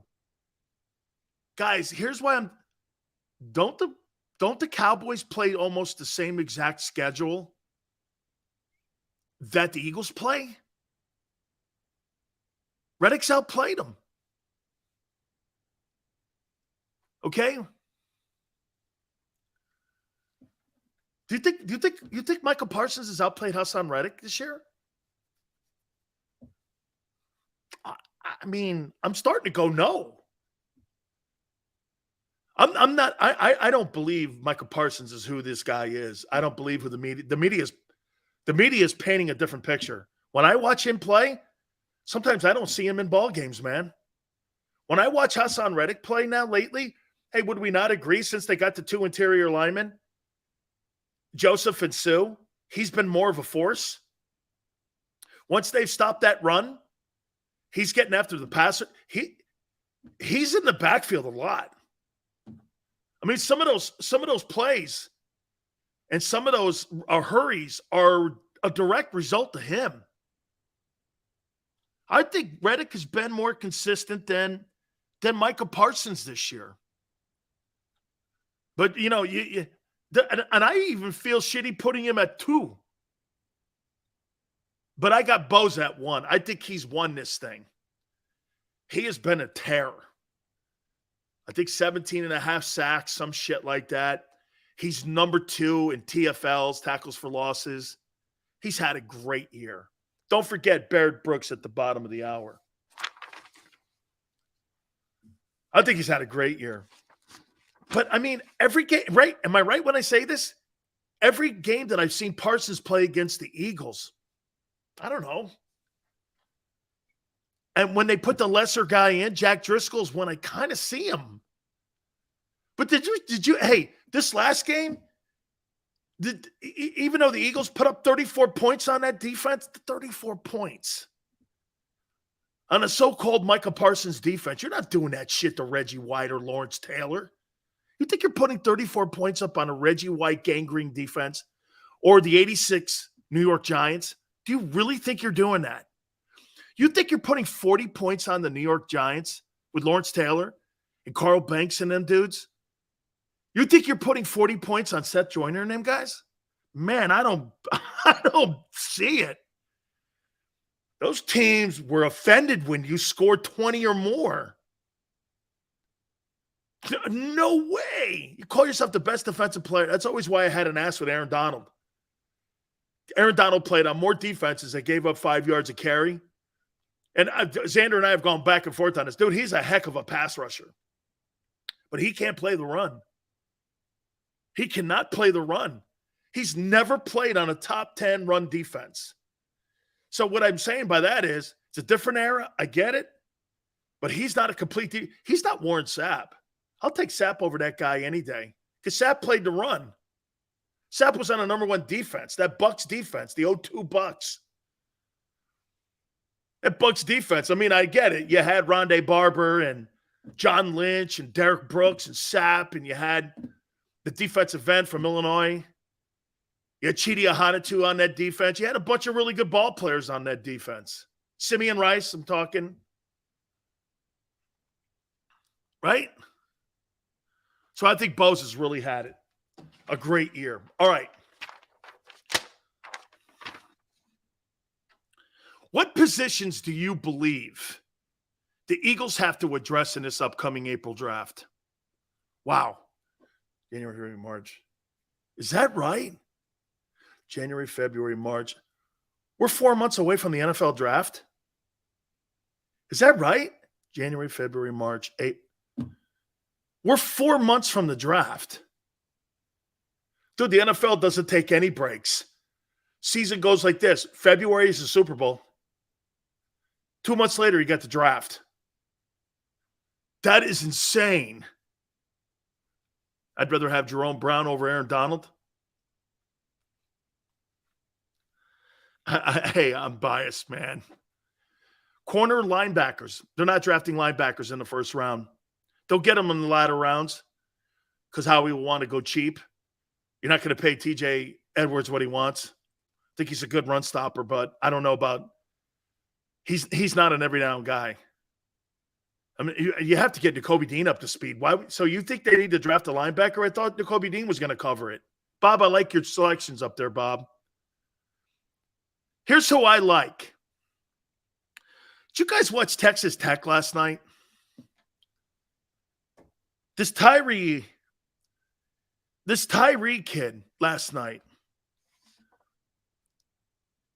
That Tyree Wilson, 6'6", 275, edge rusher. Man, that's the most athletic defensive pass rusher that's going into the draft. He is a prototypical effort and athletic guy that I think Howie likes. He's 6'6", 275, and he runs a 4.5. He was enforced last. Hey, and I've gone back. I watched him last night, and this morning I put on some film of him. Holy shit, can this guy play? This guy is a great-looking ball player. Joseph goes, I want Will Anderson. Hey, I want a Ferrari too. I think Josh Sweat's had a great year. I think he's had a great year. But you cannot have enough edge rushers in today's NFL. And to me, I'm going edge rushers and cornerback. To me, those are your money downs, and those are your money players. Here's your money positions. Corner, edge rusher, left tackle, quarterback, wide receiver, maybe tight end. The rest of them are dudes. That's why when the Eagles have $30 million wrapped up in 2 tackles. That shit's gone, man. Nobody puts $30 million in 2 defensive tackles. See, those are kind of old contracts. You'll never see the Philadelphia Eagles put $30 million ever again in 2 defensive tackles. That will not happen. Nobody in the league does that. They put them all on the edge and at the cornerback position. Nobody. So the Eagles are coming out of an old era 5 years ago, right? 6 years ago. That's old era shit. But you got 14-4 in Cox and 12-9 in Hardgrave. Dude, you got too much money lined up in your DTs. Too much money's lined up there. And Josh Sweat has proven to me he can play. I'd like to put another guy on the other end. And I'd like to rush Reddick like they do in Dallas from the linebacker position. So you imagine if you had a guy, and this is what Dallas kind of has with DeMarcus Lawrence and with Micah Parsons. If you had another guy to that dimension coming off the corner, so you had 2 edge rushers and you had Hassan Reddick. Hassan Reddick would benefit incredibly from having 2 big edge rushers. Josh Sweat is playing really good ball. He's playing really good football. Jared Verse, edge rusher, Florida State. Get a chance to watch him if you're watching the bowl game now. 6'4", 256. He's like the kid Burns down in Carolina. He's another Florida State guy. Florida State does a wonderful job of putting edge rushers in the NFL. He's another one of those guys that look like a hybrid. 6'4", 256, can run, high-energy guy. He's a good-looking football player, too. Again, FSU, man, the kid Burns, I see why people wanted to throw 2 ones at him. And I'm talking Carolina because he's a good-looking – Rams wanted to throw 2, but they were too far in the future. And Carolina needs to build a football team now for the new coach. I saw this kid play. I can't remember what game it was. Illinois was playing maybe Michigan. And this Devon Witherspoon kid, cornerback, 6', 180. Man, what a hitter. See, to me, I think they need a little attitude back there.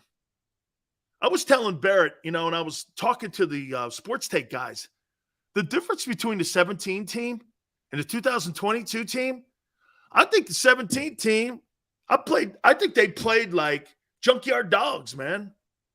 I think teams were more, hey, would we agree? Teams were more afraid of the 2017 team than they are this team. I think that's because of the coaching. And I think it's the style of coaching. Not because these guys aren't tough to coaches. I'm saying just the style of coaching. Jonathan Gannon not an aggressive guy. He's not an aggressive guy. And in all truth, Sirianni and Steichen rather throw the ball than run it. There's just an attitude. So if you put the kid Witherspoon back there and you got guys, dude, there's nothing like having a tone setter back there. Hey, tell me this. Was Brian Dawkins a tone setter back there in the secondary? Was Wes Hopkins a tone setter? Was Andre Waters a tone setter?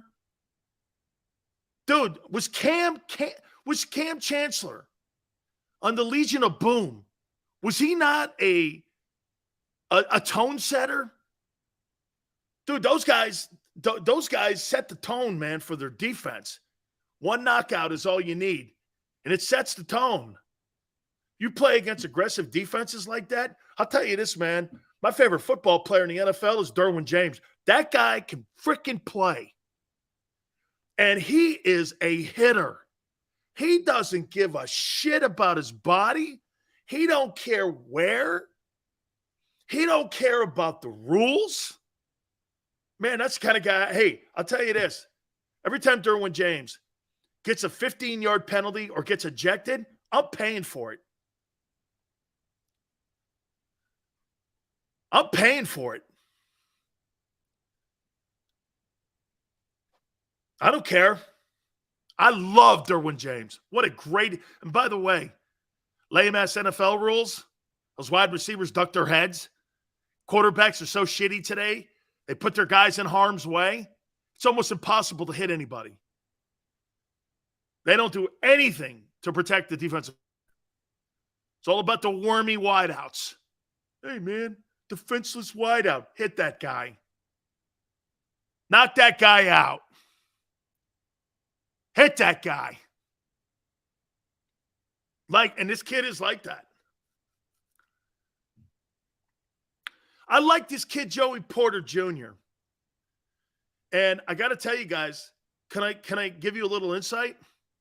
Do you know does anybody here know who the defensive coordinator of Penn State is? Do you guys know who the D coordinator of Penn State is? I had a great conversation last night with him. I've known him for about 25 years. Do you guys know who he is? He used to come watch me play when he was a young kid. There you go, Philly. It's Manny Diaz, former head coach of the University of Miami. And I said, what about this kid? He goes, Sills, he's got a nose for the ball, and he runs to it. He's a killer. He's well-schooled by his pop. He is a football player. And I was like this. That's great to hear. I see the internet's kind of like fading in and out here a little bit here. Appreciate you guys' patience. Thank you so much. I had a conversation with Manny. I said, Manny, what do you think he has to work on? He goes, I'd like to see him a little bigger. He's about 190. Fast as lightning.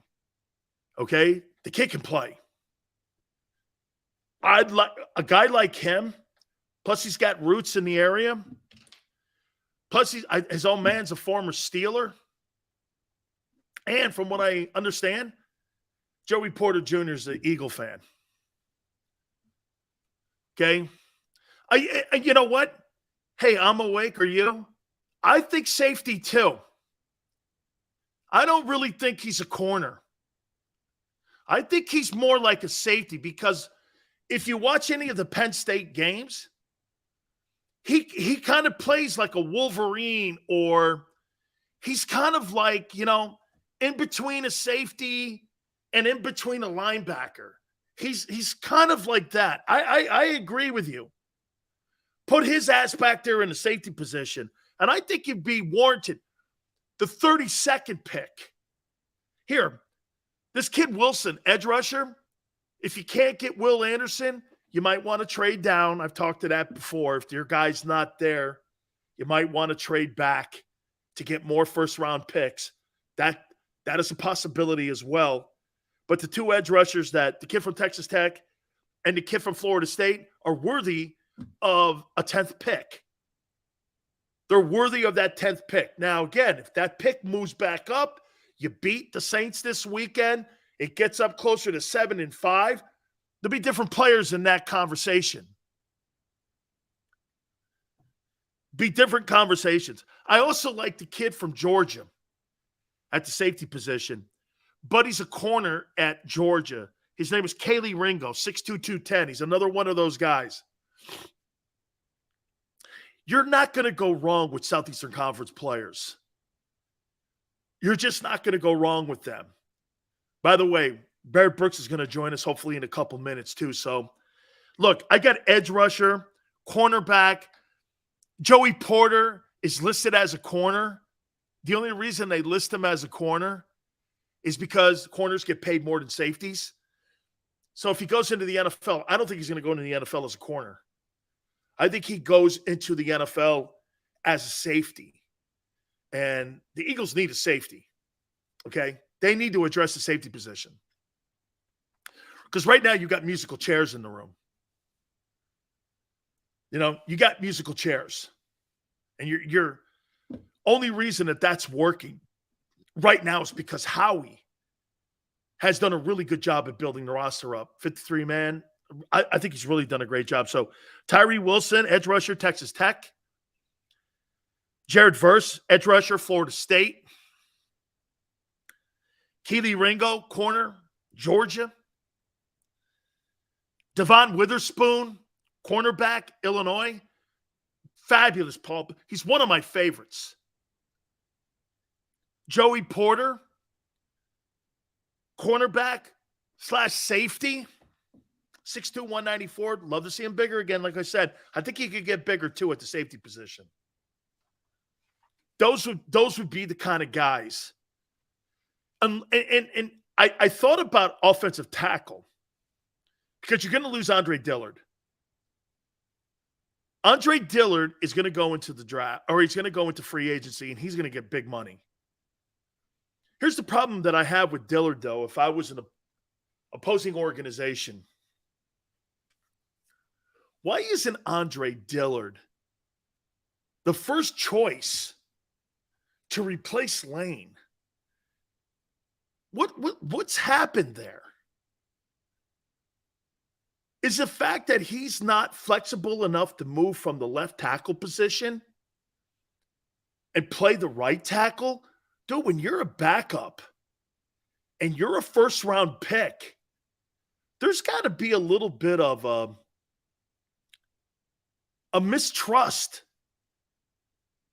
with Howie Roseman, Jeff Stoutland, Sirianni, and everybody in that organization. Ryan says injuries. He was hurt at the beginning of the year. You know what, though, man? Dillard struggles at right tackle. So then the problem has to come down to this. He's probably never really lived up to the expectations that they had on the kid. Dillard can't play right tackle. Dillard is soft. I think it's got to do with the unwillingness to be flexible. Dude, if somebody says, hey, can he play left guard? Man, they shouldn't have to ask you that. Jeff Stoutland should come to Andre Dillard and go like this. Hey, you're going to start at guard. Okay. Instead of doing this, hey, do you want to play left tackle? Dude, nobody does that. Not in this. You don't want to have to negotiate with one of your better football players to have to play a position of need right now. I got to negotiate with you? Hey, man, do you think you could play left tackle for us? No, not really, I mean, can you play right tackle? No, I'm more of a left tackle. I heard they had to twist his arm to play guard. I'm just saying, man, it sounds like a shitty mentality that he has. And maybe in the offseason, the best thing is for those two to part ways, the Eagles and Andre Dillard. Dude, I want a guy, if you ask that guy to play, I want to have a player that I'm going to tell you what position you're playing because we need you to win. It's not a winning mentality. That's a business decision kind of bullshit. Dude, this is critical mass time now. This is all hands on deck. When Lane goes down, you should have your hand. When Jeff Stoutland goes, who wants to play right tackle? Everybody in the building should put their freaking hand up. Not have to negotiate it. I don't want to negotiate with somebody. And you're a first pick? You're a first rounder? Bro, that's a flop in my opinion. When I got to sit around there and kiss your ass to play. I bet you Stoutland hates the kid. Or maybe not hate the kid. I bet you don't trust him. So you trust Jack Driscoll more, who's a little less of a talent. But you're going to trust him because you know why? He'll do whatever it takes to win. I don't know, man. Give me Jack Driscoll all night. I'll take him. And I hope I win with him. Dude, I'm not saying you can't get to Andre, and and again, I'm speculating here. I'm speculating. But it just seems every single time that this guy is needed in a position, and it dawned on me, so wait a minute. They have an area of need right now. And that's a right tackle. You drafted a guy in the first round. How come he's not the first guy up? Jack Driscoll is? What's the issue? Dude, this guy wants things his way. Well, Jalen, I bet you did too when he was at Alabama, wanted things his way. Well, that sometimes doesn't always come through like that. We're waiting on our friend Barrett Brooks. Hopefully we can catch up with him. The artist says, I would use this game as a rep and eval game for those positions where we're thin. Artist, you got to win this game. The Saints game it's essential you win this game. Because if you don't win the game, then you got to bring everyone back against the Giants. Okay? You got to bring everyone back against the Giants. And I don't know, man. I think this is the biggest game of the year because there's the most riding on it. You got a issue with your quarterback, and everyone's like this, well, Jalen's back. That doesn't mean he's back fully healthy. He's back, yeah. Saints are going to come for him. The Saints are going to come for him. GT, you shouldn't wish you played tonight. You know why? Jalen wouldn't be able to go. Jalen wouldn't be able to go if the game was tonight. Okay, this is all hands on deck right now, in my opinion. This is all hands on deck. You got to win this Saints game. This thing is going to be a very close ball game. And the only reason it's close, because of the personnel issues that Philadelphia has right now. Fully healthy? Dude, last year, you were a lesser of a team than you are now, and you crushed them. The Saints were number one in run defense last year. You went for 248 against them. I mean, come on now, right? I'd put almost that same philosophy against that Saints team because the Saints don't have a quarterback that can beat you, I don't think. That's not Dak Prescott. Johnny says, Sills, it's going to be a dogfight. Saints have a lot to play for. They still are in the NFC South. Sills, is it over for us? Absolutely not, man. Over? It's the beginning. You got to weather this. This is kind of, hey, Hurts to win 21. You got to weather. This is the first time in the season you've had to weather issues. Hey, man, it's all good. You got a lot of talent. You're deep. Your quarterback has not been lost for the year like it was in 17. You had 4 fumbles against the Cowboys. Understand this about the Cowboy win. The Cowboys had to play a perfect game to beat you. You were far from perfect, and you lost by 6. The Cowboys played the perfect game against a backup quarterback and beat you by 6. I don't know. I'm not fretting Dallas. Team in the Bay Area, I am. I mean, 4 turnovers. It happens. That's why, I mean, when I see something like that and there's 4 turnovers in one game and you haven't been turning the ball over all year, I never go crazy on shit like that. It's not a trend. Those 4 turnovers, it's just not a trend. I wouldn't shit the bed on that stuff. Dude, if you're turning the ball over 10 games in a row, twice a game, then you got a problem. The Cowboys had to play like Barrett says. I'm going to bring him on here in a minute. Barrett said this exactly. Hey, man, they had to play the perfect game to beat you. And you lost by 6. And you turned the ball over 4 times. Dude, the Dallas Cowboys, I come out of that game going, I don't have any different opinion of the Eagles at all.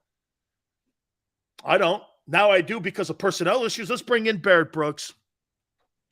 Barrett, am I right when I say that? I mean, I don't know, man. I mean, I came away from that Cowboy loss doing this. Well, backup quarterback, you turn the ball over 4 times. I mean, you know, I didn't have any lesser opinion of the Eagles at all. You're not supposed to be close, though. You're not supposed to win. 48 hours after that, though, Barrett, with the loss of the Lane and all that, I kind of did, but give me your sense. And by the way, hopefully you had a great holiday, brother. You too, man. You too, man. You and the family also. The reason why I'm late, I'm using that late. The reason why I am late is there's news that Jalen Hurts practiced. He practiced today. Took the 1's reps. So, you know, I had to, you know, do a little hit with that, man. But that changes things immensely on how they approach this game. I'm still kind of up in the air about what they're going to do with the offensive line. If it was me and my, you know, quarterback was going to play, my starting quarterback was going to play, I think I would move Jordan Mailata over and then play Dillard. At this point, you know, they haven't had anywhere to play hush-hush about it. I think they still have a lot of confidence in you know, Driscoll. But I wouldn't chance it. And, you know, with Jalen Hurts, if he's practicing, that means he's going to play. You know what I mean? Because you're not going to be able to hold him back. But you're right. I mean, looking at this Dallas team, I thought that Dak Prescott played the perfect game. After he threw that interception, he was 19 for 19. Oh. So, you know, he played the best game of his life in all actuality. You know, he converted a 3rd and 30. I mean, that's the farthest. That's his farthest throwing ball in his entire career. That's the farthest he's ever thrown it in his entire career in a game. So he played the perfect game and only won by 6 points. I didn't, you know, I was still pissed off, but it didn't put me in a sense that, all right, they're the better team. To me, the Eagles are still the best team in the NFL. But the Lane situation, I think, you know, Coach Stoutland, offensive line coach, is a great coach, and he'll have those guys ready. But I think they'll go ahead and beat this Saints team and you know, get two weeks worth of rest for their starters.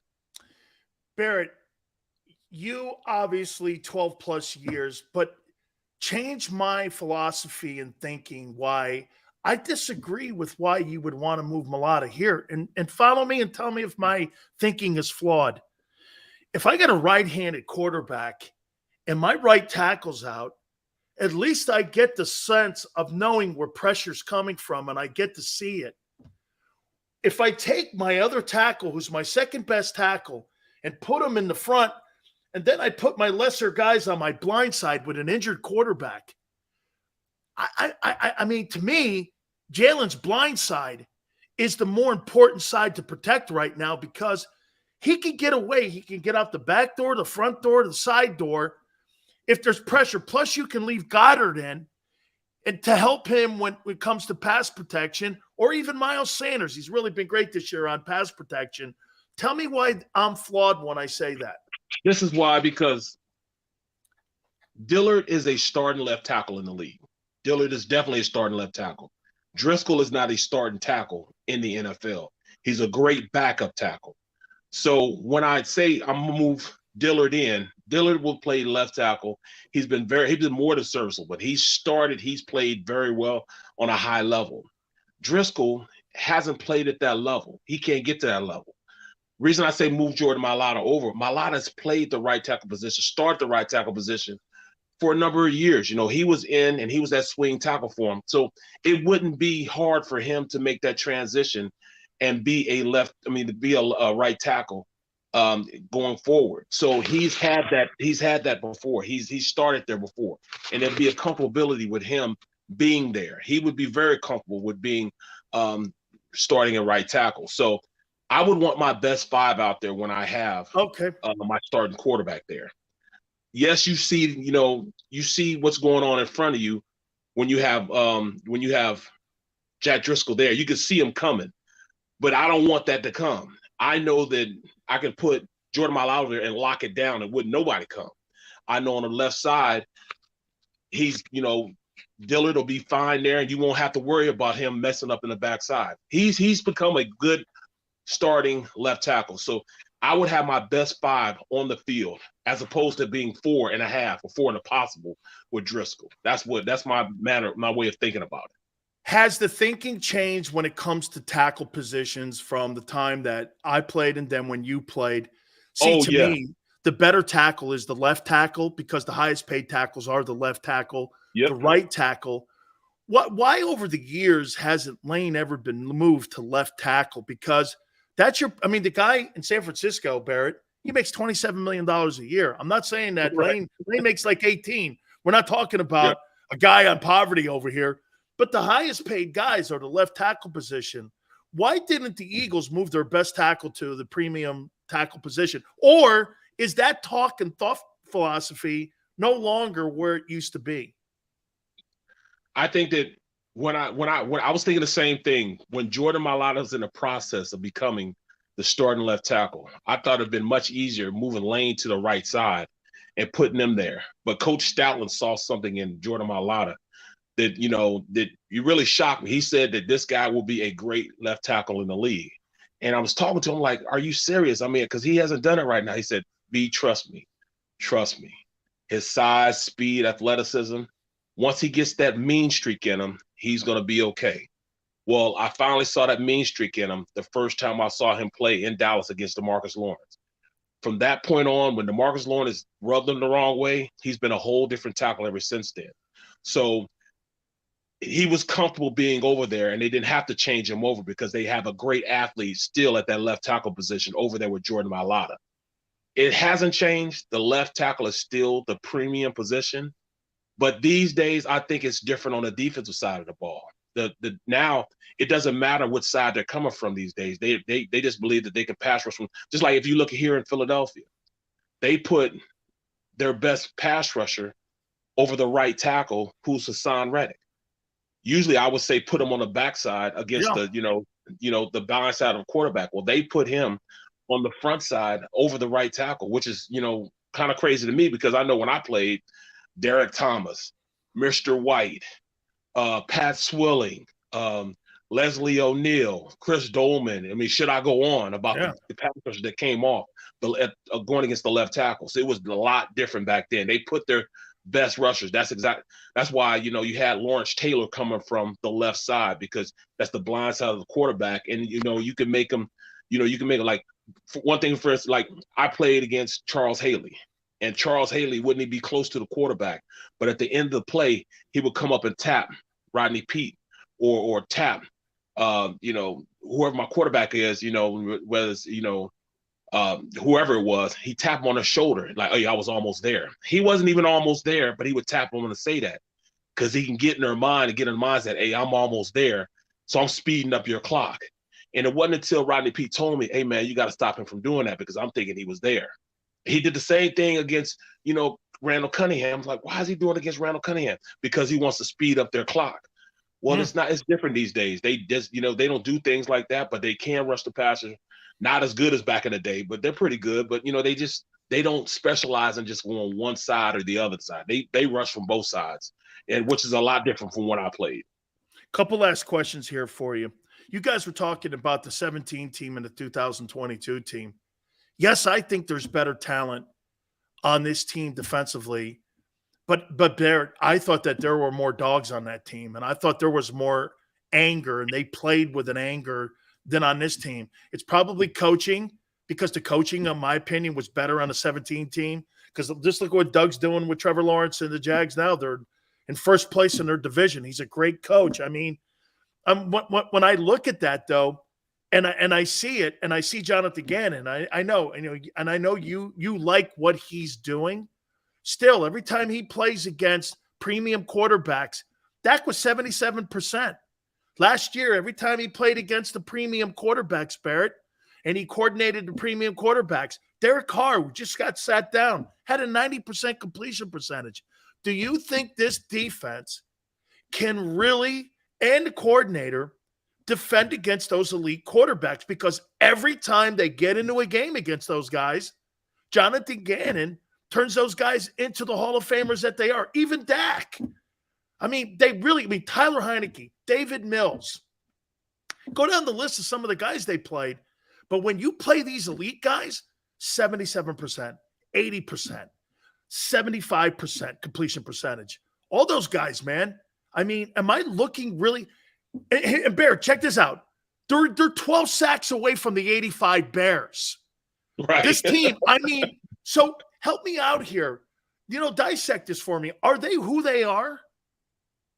I think they are who they are. You can only play against who you play against, but it just so happens that the NFC, they've only played against one elite quarterback, and I would say that was when they played against Rodgers. Other than that, I don't think Dak was at that time playing as a top 10 quarterback. He played like a top 10 quarterback when he played against us.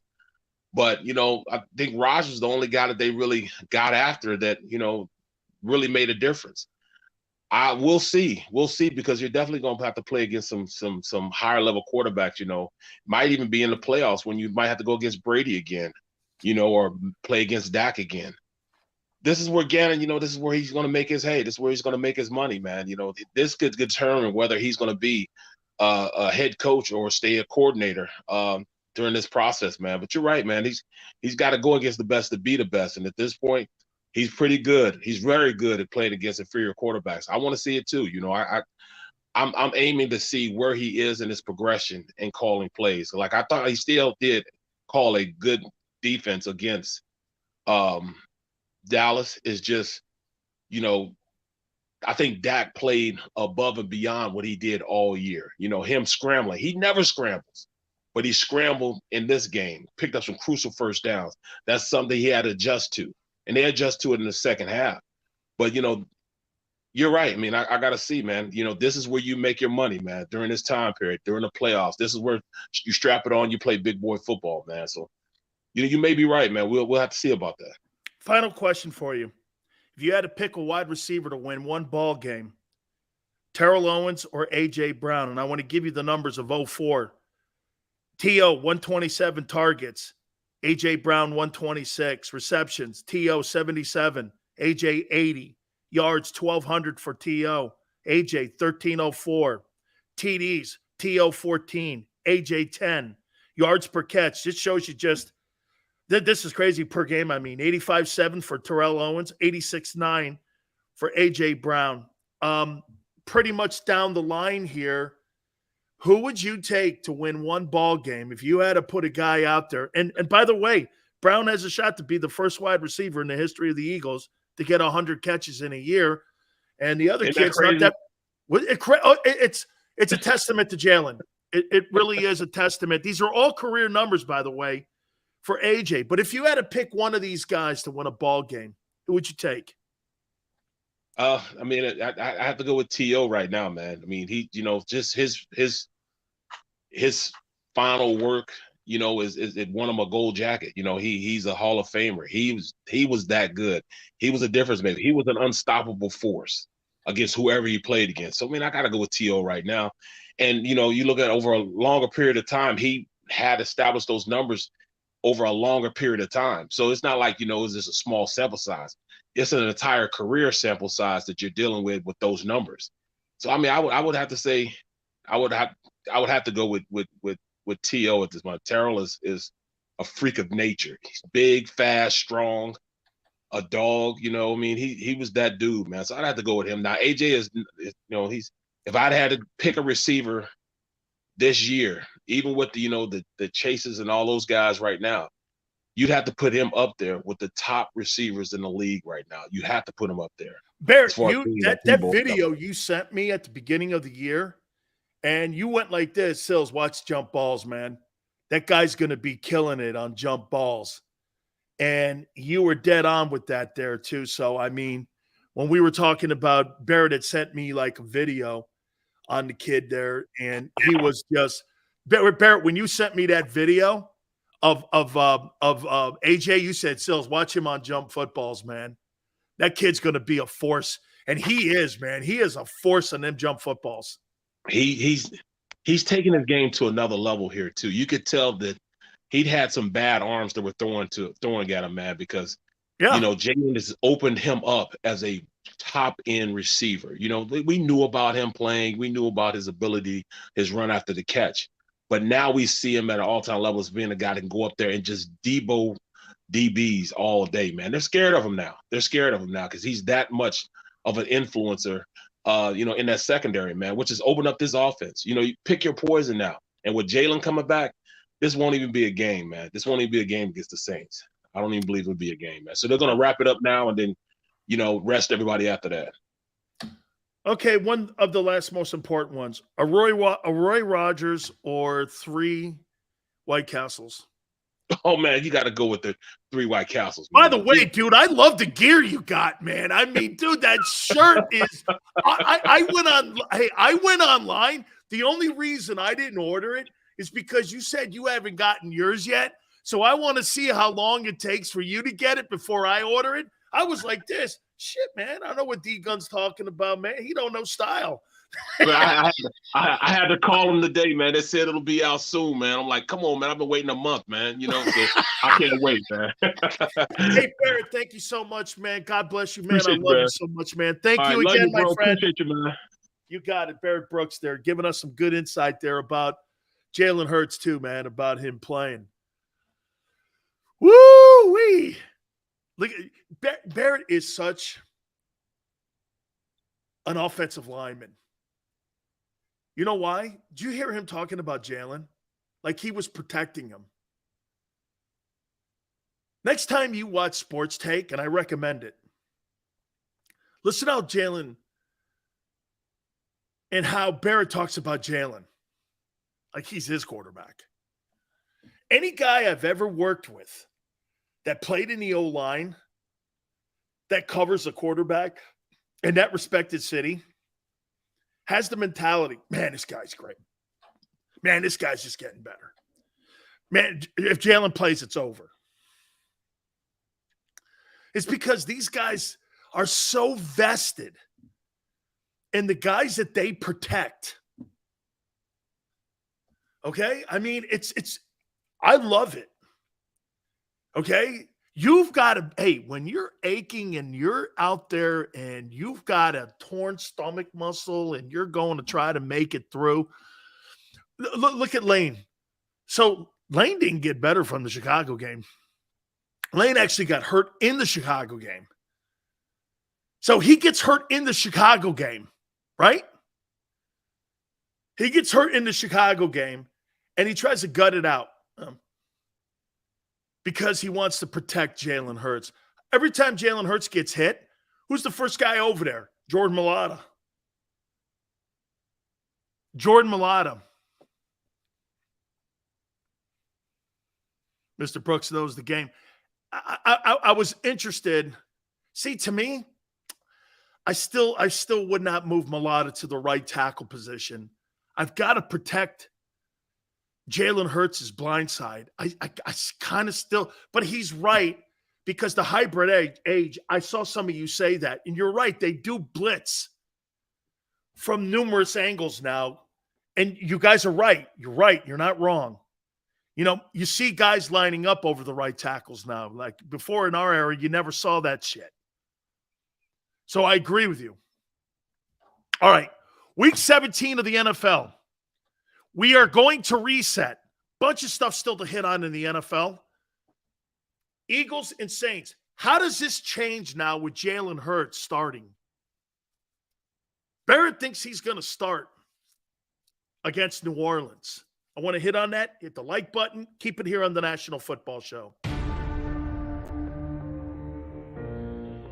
When it comes to the fight against insurance companies, large corporations, and the healthcare industry, injured victims are always the underdog. But that doesn't worry us. At Messon Associates, we're an injury law firm from Philadelphia, and we come to fight. Our clients know that they've got representation with a chip on its shoulder, and it's the same chip that makes Philly the toughest city in the country. Call 215-568-3500 or visit us online at messalaw.com. Messon Associates, the toughest injury firm in Philadelphia. Go for the beers, go for the cheers, go for the hit and the hits.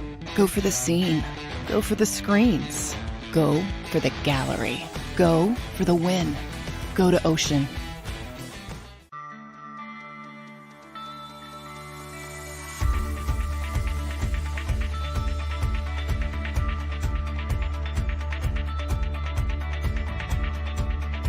Hi, I'm Jim Muehlbronner, Managing Partner at Del Valle Insurance Group.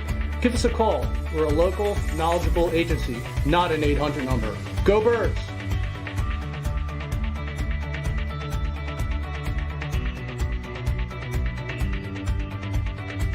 Number 1, Jeff D'Ambrosio. Destination Downingtown is rolling back prices for December to remember. For a limited time, you can own, not lease, brand new 2023 Jeep Wranglers for only $30,995 or $339 per month. New Rams starting at only $30,995 or new Ram 1500 Bighorn Crew Cabs $189 per month. Zero down can deliver. Get the price you want, the selection you need, and the VIP treatment you deserve. Jeff D'Ambrosio, Destination Downingtown, Big Finish Sales Event.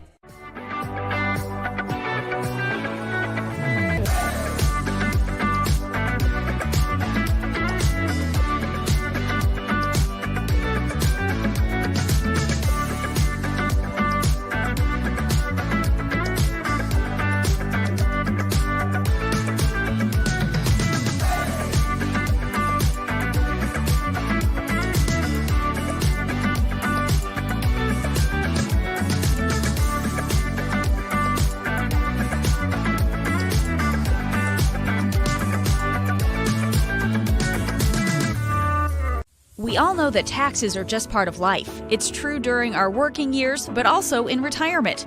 But what you might not know is up to 85% of your Social Security benefits might be taxed. Our team at Thrive Financial has helped retire thousands of people across the Delaware Valley by asking questions they never knew they needed to ask, including how their Social Security benefits might be taxed. It's time to be proactive on taxes. Get your Thrive Retirement Tax Playbook today.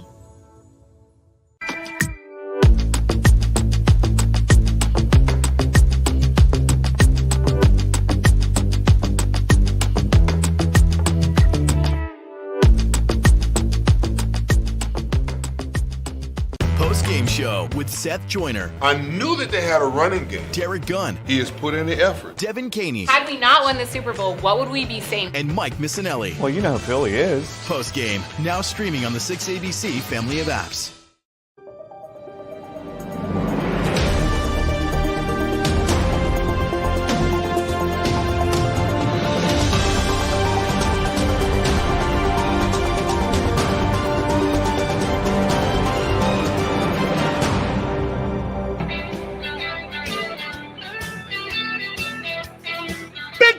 National Football Show. Appreciate you coming aboard here. Most receptions in a year by an Eagle wide receiver. By the way, please hit the like button. Look at this here, man. Devontae Smith, 79 catches. He's 21 away from 100. AJ, 80. He's 20 away. Deshaun Jackson, 82. Jeremy Maclin, 85. Fryer, 86. Fryer, 88. The most receptions you've ever had by a wide receiver in the history of your franchise is 88. Like I said, it's not been a collection. Like, watch this. Irvin Fryer was a great player. He was. Wasn't a Hall of Famer. Jeremy Maclin was a very good ball player. Deshaun Jackson was an exceptional ball player, but he was limited. And A.J. Brown and Devontae Smith. Is it fair to say that this is the best collection in the history of the Philadelphia Eagle franchise at wide receiver? Ever? Is this the greatest group of wideouts the team's ever had? Dude, you got two dudes? Well, let's see here. Jackson and Maclin had 82 and 85 and 13 and 14. So Deshaun Jackson and Jeremy Maclin in 2 years, 85 and 82, or 85 catches and 82 catches. Yeah, but that's not 1 year. You got two dudes in 2022 with potentially over 80 catches. You're going to have two guys over 80 catches. You've never had that in the history of your franchise, two guys over 80. Get this. You've never had two wide receivers with 1,000 yards in the same season, and you've never had wide receivers with over 80 catches, two of them in the same season. I don't know. It's an historic year at the wideout position. Mike was really a good ball player, Mike Quick. He was. Mike was a good ball player. Fred Barnett. Harold Jackson was good. But, bro, I'm talking about, again, is this the best collection of wide receivers that you've ever had at one time? You got two dudes now. Again, you know, you're probably going to have two dudes with 90 catches. You've never had that. Hey, AJ needs 9 catches to break Irvin Fryer's record for the most catches in a season. And Devontae needs 10. You can have 1 and 2 in 1 year. I say this is the best collection you guys have ever had. How about this? You may not agree with me that they're the best, but they're the most productive. Usually productive means best. This year's 2022 wide receiving core is the most productive core in the history of the Eagles. Okay? I think he means Harold Carmichael, my friend. I think he means Harold Carmichael. Yeah, Carter Quick and Keith Jackson. I'll take Devontae Smith, A.J. Brown, and Dallas Goedert any day over that. Chris Carter wasn't a Hall of Fame wideout in Philly. Keith Jackson was really good. And Keith Jackson's not better than Dallas Goedert. Okay, he's not.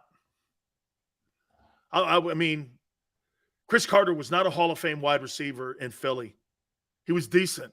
He wasn't a Hall of Fame guy. He was a Hall of Famer in Minnesota. He didn't put Hall of Fame numbers up in Philadelphia. Not at all. Not at all. Who's Pinkston? Maclin and Jackson, not close to this. They never did anything in the same season. One guy had a career year. The other guy had another career year the following year. These guys are doing it together.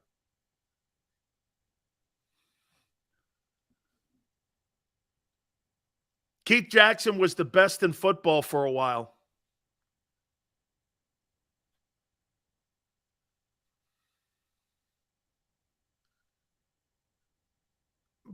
Probably.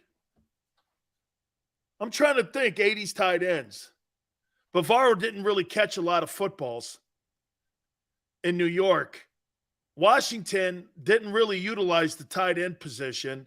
San Francisco did, but not to the extent of Keith. The Rams didn't really have a clear-cut guy at tight end. I'm trying to think. Maybe you're right. I'm in the NFC East pretty much had the best tight ends. Keith was probably the best. Okay, that's fair. It's fair. It's fair to say Keith Jackson. It's fair to say that. Winslow played more in the 70s. Winslow was a 70s guy, late 70s when he played for Air Coryell. But remember, they had Joyner and John Jefferson. They had a bunch of superstar wide receivers too. And then you had a back in Muncie. And you had a Hall of Fame quarterback in Dan Fouts. It was a heck of a unit, man. The offensive line had Ed White in it, man. There were a bunch of good football players. Wilkerson was in that O-line. That Air Coryell, man, was a very explosive football team and put up a lot of points, broke a lot of light bulbs on scoreboards. They also had Wes Chandler on that team. Wes is a dear friend of mine. I should get Wes on because Wes, he covers the wide receivers. I'd like to get his thoughts on what he thinks of Devontae. Wes Chandler, yeah, he's a Gator guy. He was a coach for me a little bit too in the pros. Really love him, man. Shannon Sharp was a little after, I think, Keith. I think he was after Keith. That's when the evolution of the tight end position started changing. See, to me, a guy like Jason Witten, I don't think Jason Witten's a Hall of Fame player, but he'll get in because he's a Cowboy. Jason Witten, to me, is not a Hall of Fame tight end. Jason Witten, I mean, okay. I've never seen a guy catch more footballs. Oh, wait, Tim Brown, too. I've never seen a guy catch more footballs that meant nothing. I mean, Jason Witten had to have been the only tight end in the NFL's history to catch as many footballs as he did and meant nothing. Dwight Clark was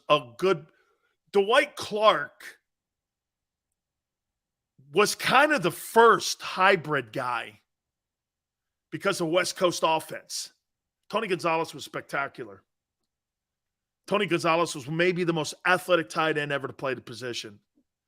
And by the way, you take Travis Kelce, I'll take Tony Gonzalez. 6'8", could run, played on the Cal basketball team. I mean, he was the fifth man on the Cal basketball team that went to like the Elite Eight. I think he played for Bozeman when Bozeman was the head coach at the Cal Bears, and Tony Gonzalez was a freak show. I was in the Bay Area at the time covering the Cal Bears. You know what? I think he may have played for Mariucci. Longevity. Witten had a lot of longevity. Coryell had people forget about Don Coryell. When he was in college at San Diego State, they were incredible. Then he went first. He didn't go to the Chargers. People forget that. He went to the Cardinals. And they won NFC East. Isn't this crazy? The Cardinals used to be in the NFC East when they were in St. Louis. And even when they were out in Arizona for a little bit, they were in the East until realignment came. But they won a bunch of NFC East titles, and that's how he got the San Diego Chargers job. Then he became the head coach of the Chargers. But he was first the coach of the St. Louis Cardinals. Then that's why we have spread offenses today. We have spread offenses today because the tight end position has become so essential in spreading people out immediately. That's why when you had guys like Franks and you had guys like Dwight Clark in that offense with Montana, and Walsh was spreading people out immediately, that's the first thing he tried to do to you. Bill told me many times he'd come on my show, sit in the studio with me. I got a signed autographed book from his coaching book that he put out years ago. And Bill goes like this: the number one thing I wanted to do to you was spread out immediately. Let's get you guys in open space so my wideouts can make plays. And then when you're a good drafter and you're able to find guys like Jerry Rice and find guys like John Taylor, and you're finding all these great wide receivers that can play, and you're putting backs in motion. Walsh was spectacular. Walsh is the greatest offensive-minded guy in the history of the NFL. There's more people that have benefited being in a Bill Walsh system than any coach. Look at Jimmy Johnson. Well, here, let's do this. What coach has been the most successful coach in the Bill Belichick tree? Bill O'Brien? Name me one. Brian Flores? Okay, I guess. Name me one coach Bill Belichick has had come off his coaching staff that has gone on to great NFL success. Some would go like this. Well, what about Saban? Okay. Saban was a linebacker coach / defensive coordinator in Cleveland, but he got fired in Cleveland. Not Saban. Saban left and went to Michigan State. He took the Michigan State head coaching job. Then when he took the Michigan State job, if I'm not mistaken, took the LSU job, won a national title. Then he took the Dolphin job. Then he took the Bama job. Todd Christensen was a great player too back in the day. But again, come full circle here. This is the best wide receiving core the Philadelphia Eagles have ever had. Lucius goes Bill O'Brien. That's the closest. It absolutely is. Bill's got a winning record as a head coach in the National Football League. I'm surprised he doesn't have more opportunities. And he had to work with the McNair family. I mean, you have problems in that organization all over the place. I love how the National Football League media doesn't put out there, too, that the Texans had to settle in the Deshaun Watson case with 22 cases, too. They forget to report that. Because you know why? They enabled them. They gave them the hotel rooms. They gave them the suites. They settled, too, with these women. NFL media doesn't cover that. LSU won a national title with a lawyer. Who? Nick Saban's a lawyer? Parcells never won anything without Belichick. It's true. It's true. Absolutely true. Belichick has 9 conference championships, conference championship rings, 6 Super Bowl rings, 2 as a coordinator, which makes it 8. Bill Belichick's got 8 Super Bowl rings. Pretty amazing.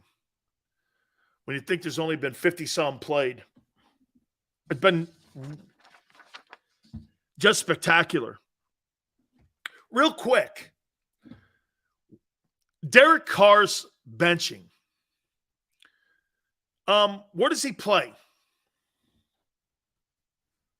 I got some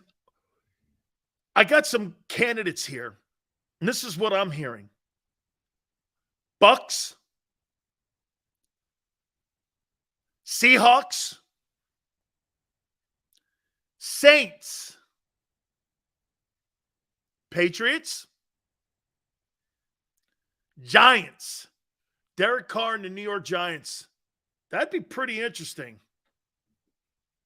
He ain't going to Minnesota. Marcos, that kid, Justin Jefferson, is on historic paces with Kirk Cousins. Or, of course, you got to throw the shitty Colts in there.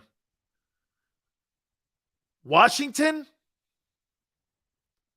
You see Derek Carr playing? I would never. If I had options and one of them was the Commanders, I would not want to play in Washington unless you overpaid me. W2 says Carr sucks. Let's take a look at that. Boy, I'll tell you something. You sure it's Carr or not the shitty Raiders? What have the Raiders done in 35, 40 years? Last time they were decent, they got beat in the Super Bowl by the Bucks. When's the last time the Raiders have been relevant? I mean, if we criticize the Cowboys, what have the Raiders done? The Raiders have been a shit show. Have they not? Right? The Raiders have been a shit show. Derek Carr's stats. McDaniels is a horrible head coach. I don't know so much as a horrible coordinator. You tell me if these numbers are bad. Here's Derek Carr's numbers. How many years has he been in the league now? 1, 2, 3, 4, 5, 6, 7, 8, 9. He's been in the league 9 years. Bro, you got to win more than this. But here's his numbers. 3270, 3987, 4037, 4049, 4054, 4103, 4809, 3522. Touchdowns 21 to 12. And when I say to 12, it's interceptions. 32 to 12, 28 to 6, 22 to 13, 21 to 8, 27 to 9. Those are the Gruden years. 23 to 14, 24 to, he's got 217 touchdowns and 99 picks. It's 2-to-1 ratio. He's 65 completion percentage. I don't know. That don't look sorry to me. That don't look sorry to me. And he's 30. You wouldn't want that on your football team? Better coaching? Does he go to Tampa? Carr's streaky. That's fair. Manchester, I don't think he sucks. I think the organization sucks. Seriously, the Raiders have been horrible. They're the West Coast version of the Commanders. Carr to the Jets makes a lot of sense. And you have Joe Douglas there. Hey, by the way, that's also another difference in the 2017 team. Okay? That's also another difference. Guys were talking earlier on Sports Take about the difference in 2017. Okay? You know what else you had? You had a better coaching staff. And you know who was in the Eagle front office? Joe Douglas, Andy Waddell, and Tom Donahue, the former general manager of the Steelers, was in that front office with Howie. Look at those personnel guys you had. Then in your coaching staff, you had Rick, you had Schwartz, Deuce Staley was in that coaching staff. I mean, the front office had superstars in it. Joe Douglas is really doing a nice job in turning that thing around in New York. He's doing a great job there. Joe Douglas, I like Joe Douglas. He needs a quarterback. And Andy Waddell is now the assistant general manager in Pittsburgh. That's a big job. I mean, there's not been a lot of general managers in Pittsburgh, let alone head coaches. So there's been some good people in there. But the Eagles had everything going in 17. Exceptional personnel in the front office, exceptional coaching, let alone the fact that you had coaches that knew how to put players in the right position. I don't think this staff knows how to do that. Now, some would go like this, Sills, look what he did with Reddick. Agreed. And you could fire right back at me. Yeah, but Sills, we got two wideouts with 1,000 yards. Two guys that could be the best tandem at wideout in team history. Fair. You know, you go back and forth and you look at it. And plus the evolution of Jalen, I think that's more on Hurts. Hey, Steven knows a little bit about the background. Tom Donahue hates Howie Roseman. He hates Howie Roseman. I got a little birdie that told me that earlier, and I wanted to find out why, so I talked to Kevin Colbert. You know why? Howie tries to make things his own when someone recommends them. Well, you know what? You know what I say to that? Well, that's why you have the GM title. You work for me. And if you got an opinion, it becomes our opinion. You work for me, son. You know, I mean, Tom wanted to go, well, I built the Steelers. He did. He helped the Rooneys build the Steelers. But his legacy was set. And I'm going, Kevin, he really need to have his ego stroke like that? And I'm talking Donahue. He's like, well, Tom's that guy. Tom built the Steelers, man. Worked with Chuck Nolan, all them guys. And Howie's going, oh, yeah, that was my idea. And Tom would get shit-faced over that going, no, it wasn't. You couldn't put a personnel page together to save your – oh, my God, it was arguments. From what I understand, Every time Tom put a personnel page together, Howie would put his name on it. Okay? When the Eagles have their back against the wall, this coaching staff hasn't proven they can get it done. I agree with that. Okay? I completely agree with that. Howie is the GM. That's right, Yale. And that's, in my opinion, that's why you get the latitude to do that. You're the boss. I mean, you got people that work under you. You got subordinates that work under you. I mean, Jimmy Johnson gets the credit for winning the Super Bowl, not Butch Davis or Dave Wannstedt. You just went along for the ride there. So I get it. You're right. Okay? I get it. Howie does his Howie. Completely true. All right. I want to get into week 17 of the National. Dude, we're now in the position now where we are in we're in playoff mode now. Because now, look at what the Eagles are even playing for. Eagles have to have a playoff mentality against the Saints team. They got to have a playoff mentality against the Saints team here because you don't want to go and play New York at the final game of the year, a divisional opponent. I said it yesterday, and I don't want to play them. I do not want to do that. This is going to be, in my opinion, this is going to be the biggest game of the year for the Eagles. Well, how about this? The most important game of the year for the Eagles. I don't want to have to go to the New York game and have to worry about winning home field advantage. I just do not want to have to do that. Okay. So tonight, Dallas and Tennessee. Would this be crazy for me to say, Xander, I want you in on this one too. What is it time for Tennessee to move off of Derrick Henry? He's not playing tonight. Derrick Henry's not playing. Is it time to move off of Derrick Henry? Dude, all the carries, he's hurt again. He's going to miss some time. The Tennessee Titans are wobbling now. I do not believe they make the postseason, and I think they lose that last game of the regular season to the Jaguars. Hey, can you imagine getting loose of Miles Sanders and all of a sudden Howie brings in Derrick Henry and how would you like to have Derrick Henry on that Eagle offense? I think the Titans are going to want to try to move him in the offseason. It's 3 years in a row now. Okay? I believe they're losing to the Jags in the final week of the exhibition season. How about that? Would you move Derrick Henry if you're the Titans for draft choices? Howie's got a boatload of draft choices. I'm not giving ones up for him. I'm not giving twos up for him. I might go like this. Here's a 3 and a 5 for Derrick Henry, and I'll pick up the money. Remember something. He was franchise tagged.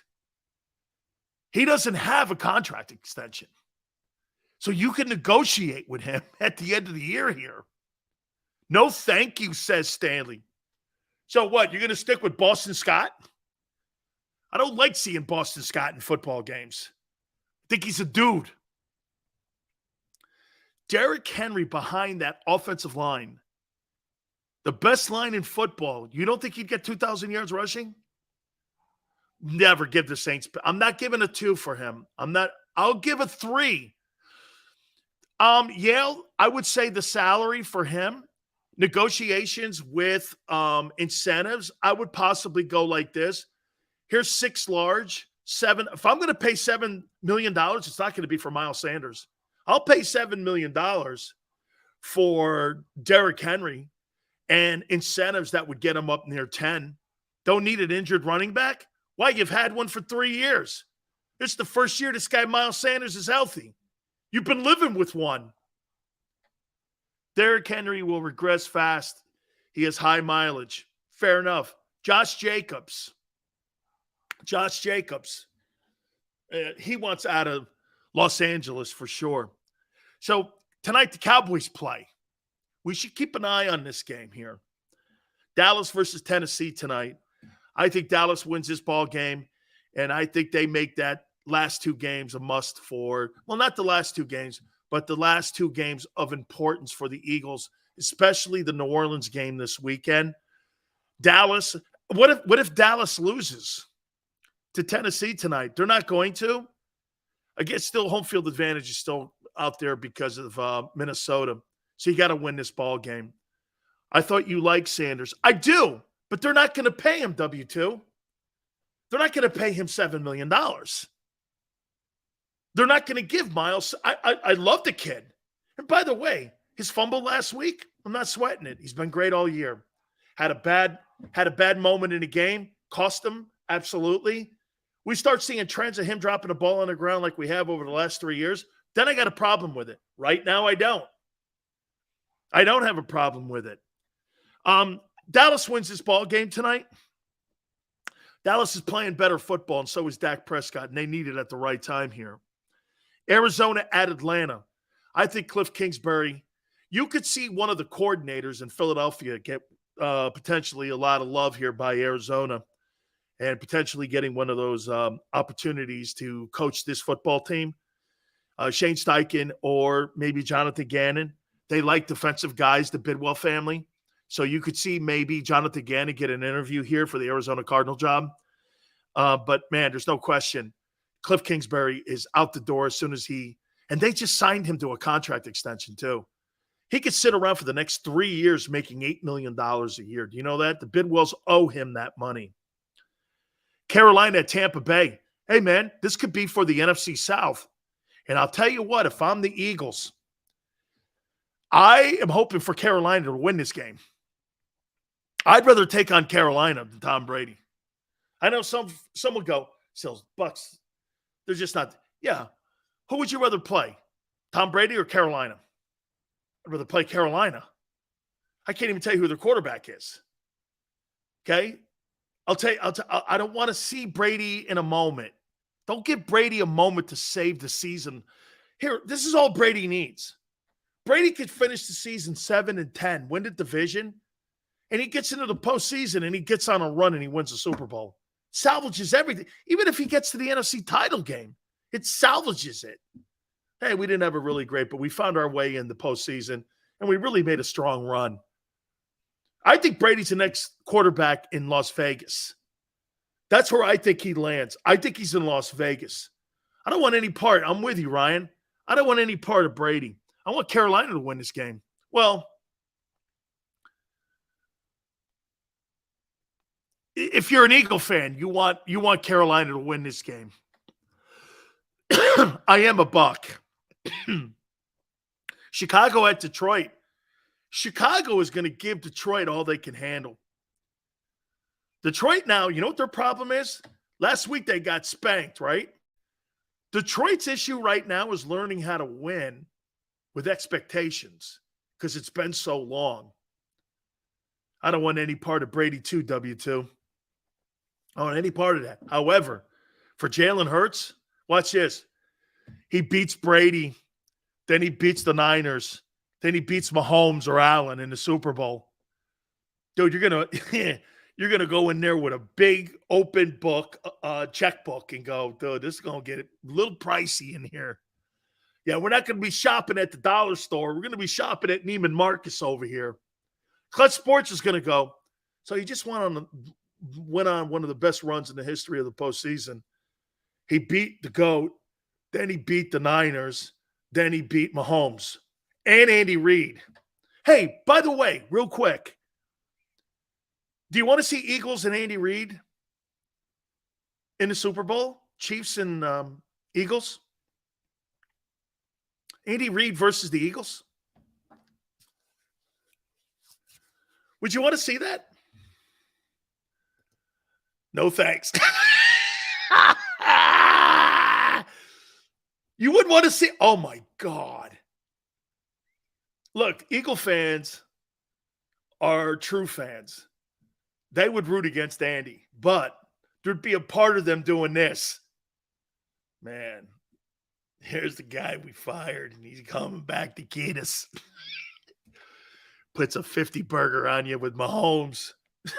Whoa, dude, you don't want to get killed by that. Mahomes puts 50 on you. You don't want to. I don't know, man. I'm gonna have to think about that. Look at you guys. Hey, Would you really? Oh, my God. I don't think the Eagles defense could stop Mahomes. No way. No way. Jonathan Gannon versus Andy Reid and Patrick Mahomes. I'll take the dudes in Kansas City on that one. Training wheels coaches versus that guy. No, I think I'll take that guy. I don't ever remember Andy Reid not being in a conference championship game anymore. I really don't. This guy's either winning division titles or he's in a conference title game. I don't want to give Big Red an L. Oh, Lucius, really? Jalen can't be beat. Yeah, he can. He's not elite. Our safeties are banged up. And Mahomes, could you see Mahomes? Okay, so Dak destroyed the Eagles secondary. What do you think Mahomes would do to it? Go for 700 yards? He looked like Joe Burrow going against Jalen in the semifinals of the national championship when Burrow put up 800 yards. Oh, that would be another good Super Bowl. Burrow versus Jalen. Redemption. Potentially for – dude, Jalen's got some – dude, the Eagles, you go Andy Reid versus Philadelphia, Kansas City, Philly. Jalen Hurts versus Burrow. Then you got the dual threat conversation, two of them, Allen and Jalen. Some pretty good stuff in here, man. Plus, you're going to get Lamar Jackson back in the starting lineup. I kind of like this. Bengals are scary. I think they're the best team. Personally, Ryan, I think the Cincinnati Bengals are the best team in the NFL right now. I think they're the best team in the league. Their quarterback is insane. And remember, they started out 0-2. Yeah, Ryan, I'll say this. If the teams right now and how they're playing, 49ers are hot. Jags are hot. Kansas City's hot. Boy, I'll tell you, man, Cincinnati is really playing great football. Cleveland, Washington. Carson Wentz is back as the starter. Dude, Carson Wentz can save his season by getting the Washington Commanders in the postseason. I'm not saying they won't move off him in the offseason, but if I'm Carson Wentz and I want any redemption of my career, you've got to win and you've got to beat Cleveland. Deshaun Watson hasn't been playing that great, but he'll get there. Remember, he's missed over 800 days of football. In these last couple of weeks, he'll get his footing. He's only 25. We're not talking about a 35-year-old guy here. He'll get back into the groove of it. But for Commander Wentz, this guy's got to win, man. The Eagles are not hot. How do you think they're hot when they get by the skin of their teeth against Chicago and they get beat by the Cowboys? How are they hot? How's that hot? And you get your quarterback banged up and you lose your tackle. How are you hot? Eagles are not hot. Last month, I don't think they've been playing that great a ball. Actually, turnovers over the last 3 weeks have gone in reverse. You know the Cowboys are the number one takeaway team now in the league? Put that out there. Denver at Kansas City. Boy, Denver has turned into a train wreck. I don't know. I don't know who takes that job over. Sean Payton, you would have to give up draft picks to get him because the Saints still own his rights. Kansas City, I think they're going to put up a shitload of yards and touchdowns, in my opinion, in that ball game. You watch, Mahomes goes for 4 touchdowns. But Dallas is hot? No, I never said they were. Well, the Jags loss looks better now. They're in first place in their division. Struggling against the shitty 3-win Bears? I don't know. At least Dallas lost to a football team that's a division leader. The Jags are a division leader. I mean, that loss isn't terrible now. Now, you lose 17-point lead. Okay, that's questionable. I give that to you. But struggling against a shitty 3-win Bears team, and then they turn around and put a 40-burger on you? I don't know. I think the Cowboys have probably played better than you the last 2 weeks. Indy at the New York Giants. Indianapolis Colts are run by a buffoon. The Giants, Dude, here's the deal with the Giants. They win this game. They probably have to win the game against the Eagles. They're going to play full bore. That's why this Saints game's important. Jacksonville at Houston. Houston won last week. They manned up for Lovey. I love that. I think Doug's done a great job, man. If Doug wins these next 2 games, he gets my vote for Coach of the Year. Doug will get my vote for Coach of the Year. I think Doug Peterson has done a better job than Nick Sirianni this year. This guy's had to clean up everything after Urban Meyer. He's had to turn around a franchise quarterback potential. I mean, Trevor Lawrence looks like the guy everyone thought coming out of Clemson. I watch Trevor Lawrence now and I go, that's the kid. That's the kid you want to build your team around.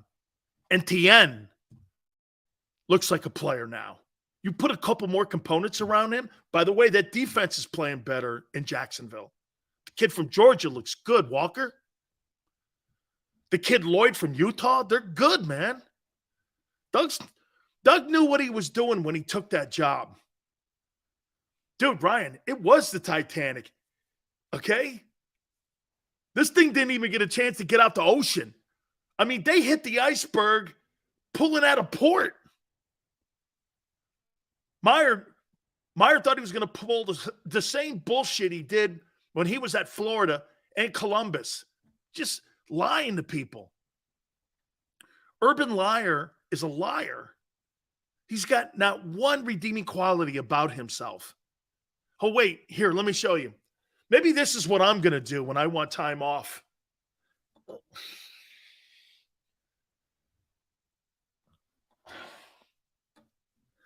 Dude, if I had head injuries like that, my head, and I acted like that on the sidelines, I'd be in a hospital, not on the set at Fox College Football the next year.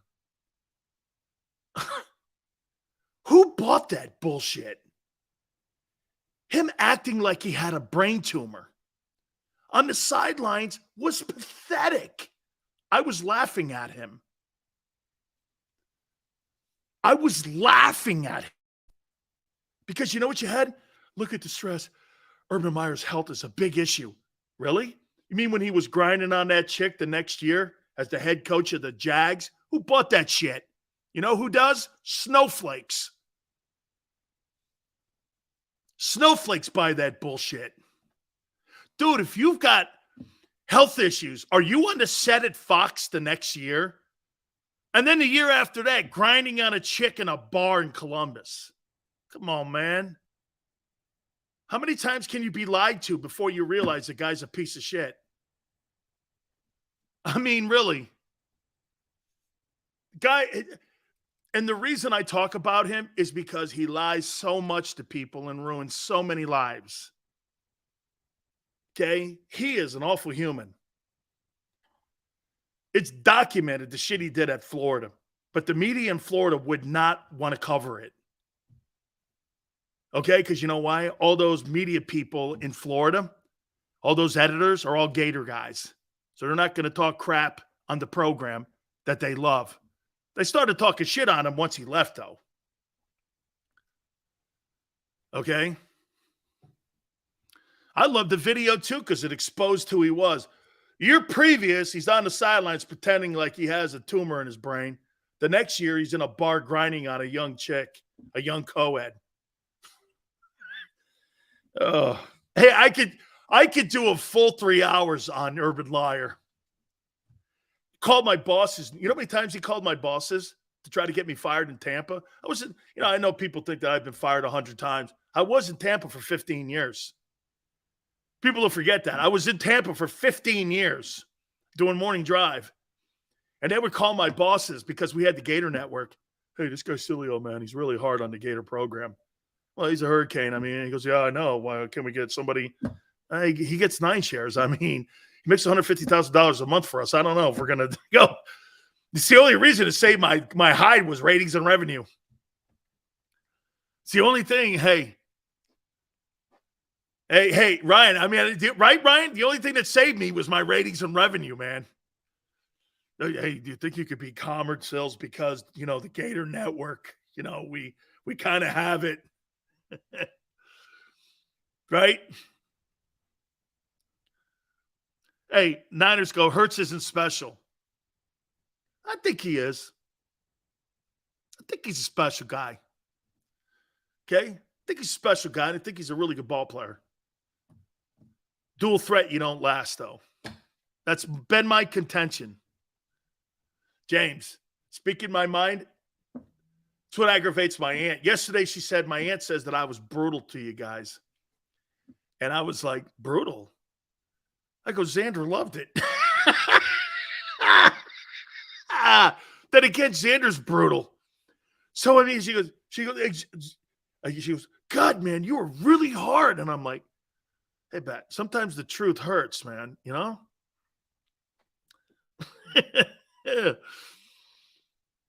Miami at New England. Teddy Bridgewater's in. Boy, Mac Jones, man, that thing's going downhill quick in New England for him, isn't it? It's heading down the slope there, isn't it? The Jets in Seattle. Mike White's quarterbacking. Holy cow. I hope Gino wins this game. Shout out to Sil's aunt. Yeah, she gets pissed off when I swear. The only person she doesn't mind is Urban Liar. Yeah. Minnesota at Green Bay. That's a big one. What if Green Bay beats Minnesota? That means that Green Bay would be back to 8-8. Then they win their final game. And guess who would have to potentially play them in the divisional round? You got it, the Eagles. Green Bay rolling back into Lincoln Financial with a hotter Green Bay team. I don't know. That game was pretty close at the end, wasn't it? Rodgers left the game. Jordan Love came in. I don't know. I mean, do you want to play Aaron Rodgers? Aaron Rodgers, man, he played pretty well against the Eagles, I thought. Okay? Johnny goes, Green Bay makes it into the playoffs. Seals, would you rather see the Eagles beat the Bills in the Super Bowl or have stomach flu for 3 weeks?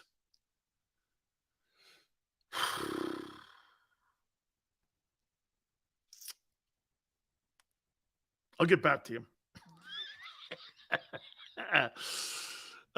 In Jalen, we trust. All right. Playing a hurt quarterback this weekend. I don't know. Against the Bounty Gate team. Man, I wonder how many $100 bills are in that jar sitting in that locker room. Whoever takes Hurts out gets the jar. That thing's got to be up to $5,000 by now. That jar's got to be up to $5,000. I know Greg Williams ain't there. Okay. All right. Hey, Xander, take a break here. Let's take a break here. We'll finish this up here. Let's take a break here. Guys, please hit the like button. Keep it here on the National Football Show. When it comes to the fight against insurance companies, large corporations, and the healthcare industry, injured victims are always the underdog. But that doesn't worry us. At Messa & Associates, we're an injury law firm from Philadelphia, and we come to fight. Our clients know that they've got representation with a chip on its shoulder, and it's the same chip that makes Philly the toughest city in the country. Call 215-568-3500 or visit us online at messalaw.com. Messa & Associates, the toughest injury firm in Philadelphia. Go for the beers, go for the cheers, go for the hit and the hits. Go for the scene, go for the screens, go for the gallery, go for the win. Go to Ocean.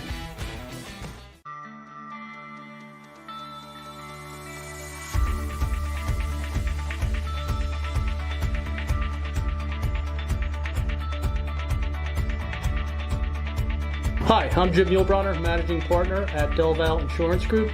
Give us a call. We're a local, knowledgeable agency, not an 800 number. Go Birds!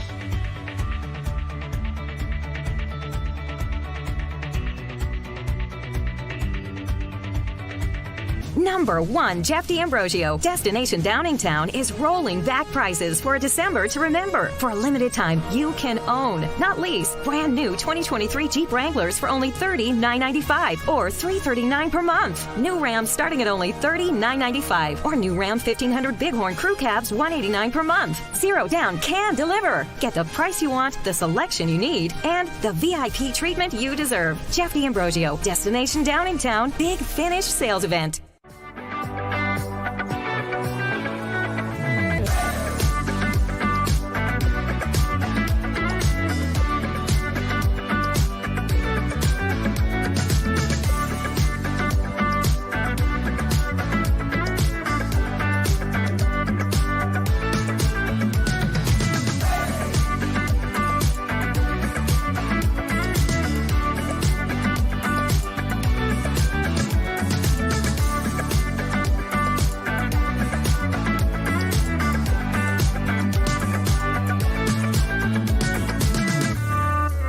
We all know that taxes are just part of life. It's true during our working years, but also in retirement. But what you might not know is up to 85% of your Social Security benefits might be taxed. Our team at Thrive Financial has helped retire thousands of people across the Delaware Valley by asking questions they never knew they needed to ask, including how their Social Security benefits might be taxed. It's time to be proactive on taxes. Get your Thrive Retirement Tax Playbook today.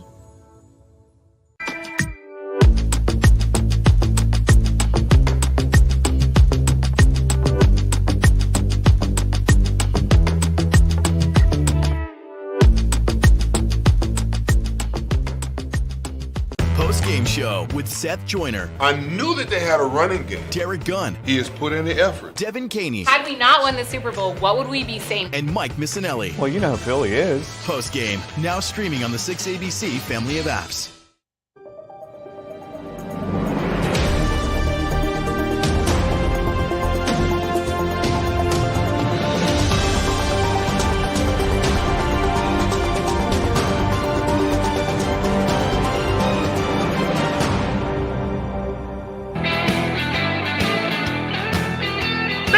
National Football Show. Appreciate it. Don't forget a Football Friday tomorrow. Yeah, I saw that setup. Someone sent me a picture of the JAKIB Media setup there for the post-game show. It's quite some digs, man. They got a green room and everything. I don't know, man. Got big meals and shit for everybody. Little old Sills, man. You know? It's just, you know, it's always been that way, though. It's just, you know, Sills and everyone else. It's like, I'm on an island over here. And I'm not crying or anything. It may sound it, but, you know, everybody gets, like, all these big meals and, you know, I don't know. No special cars for Sills. No, you know, no rooms or nothing. It's like, you know, it's all right, man. Big Daddy Sills, Richard, thank you so much, man. All good. Sills Revis. Oh! Very well done, James. Very well done. Sills Revis, you know, Revis Island. I got it. You're not too good at reading. Yeah, probably. Yeah. No. Oh, good. Hey. San Francisco at Las Vegas. I want to finish up week 17 here. 49ers playing the best ball of any team in the NFC right now. That's a fact. Right now. Now, if Jalen plays this weekend, that changes it back to the Eagles. But let's see if he plays. Right now, Gardner Minshew versus Brock Purdy, I'm taking the Niners. Jalen Hurts versus Brock Purdy and the Niners at home at Lincoln Financial, taking the Birds. Okay? Look how close this is. Injuries will be an issue. Niners lost to the Bears. Dude, that's a completely different ball team today. You lost to a guy who they benched, Tyler Heineke. And you lost to Dak, who lost to the Jags in the previous week. Great. Niners haven't played any good teams. If that's the case, the Eagles surely haven't played anybody. Rams, Chargers. Justin Herbert, what a stud. That's a guy you want to build your team around. It's a guy like Justin Herbert. Pittsburgh at Baltimore. Mike Tomlin's such a GOAT coach. He's such a GOAT coach, man. That's probably the shittiest Pittsburgh team that's been there in about 20 years. And there he is, hanging in there. Mike's a great coach. And Lamar Jackson's playing this weekend. That'll be a good hitting ball game if you like hitting. I know some of you don't because, you're like, want to see anybody get hurt.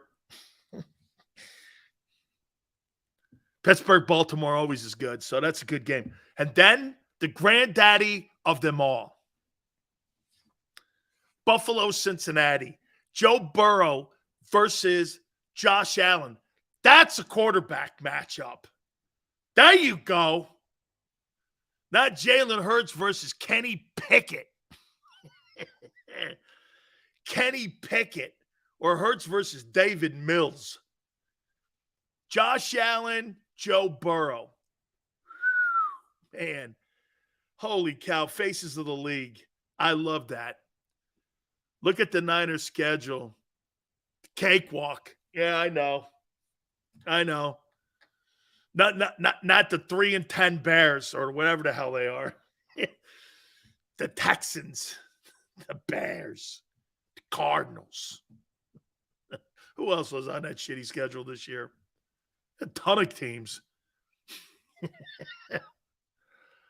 And every time you got to play against a decent quarterback, he hangs up 77 completion percentage on you like Dak. Dak was almost 80% against Jonathan Gannon. That's not a shocker. That's not a shocker, man. They lost to the Falcons, and you lost to the Commandos. You lost to the Washington Commandos. What a terrible organization. Okay. Dude, the Eagles split with the Commanders. They beat Dimes Jones, though. All right, man. I appreciate everybody. Thank you so much for coming aboard. Had a lot of fun with you guys. Please hit the like button. Tomorrow's a Football Friday. Xander, great stuff as always. Thank you, guys. God bless. We'll see you on the flip side.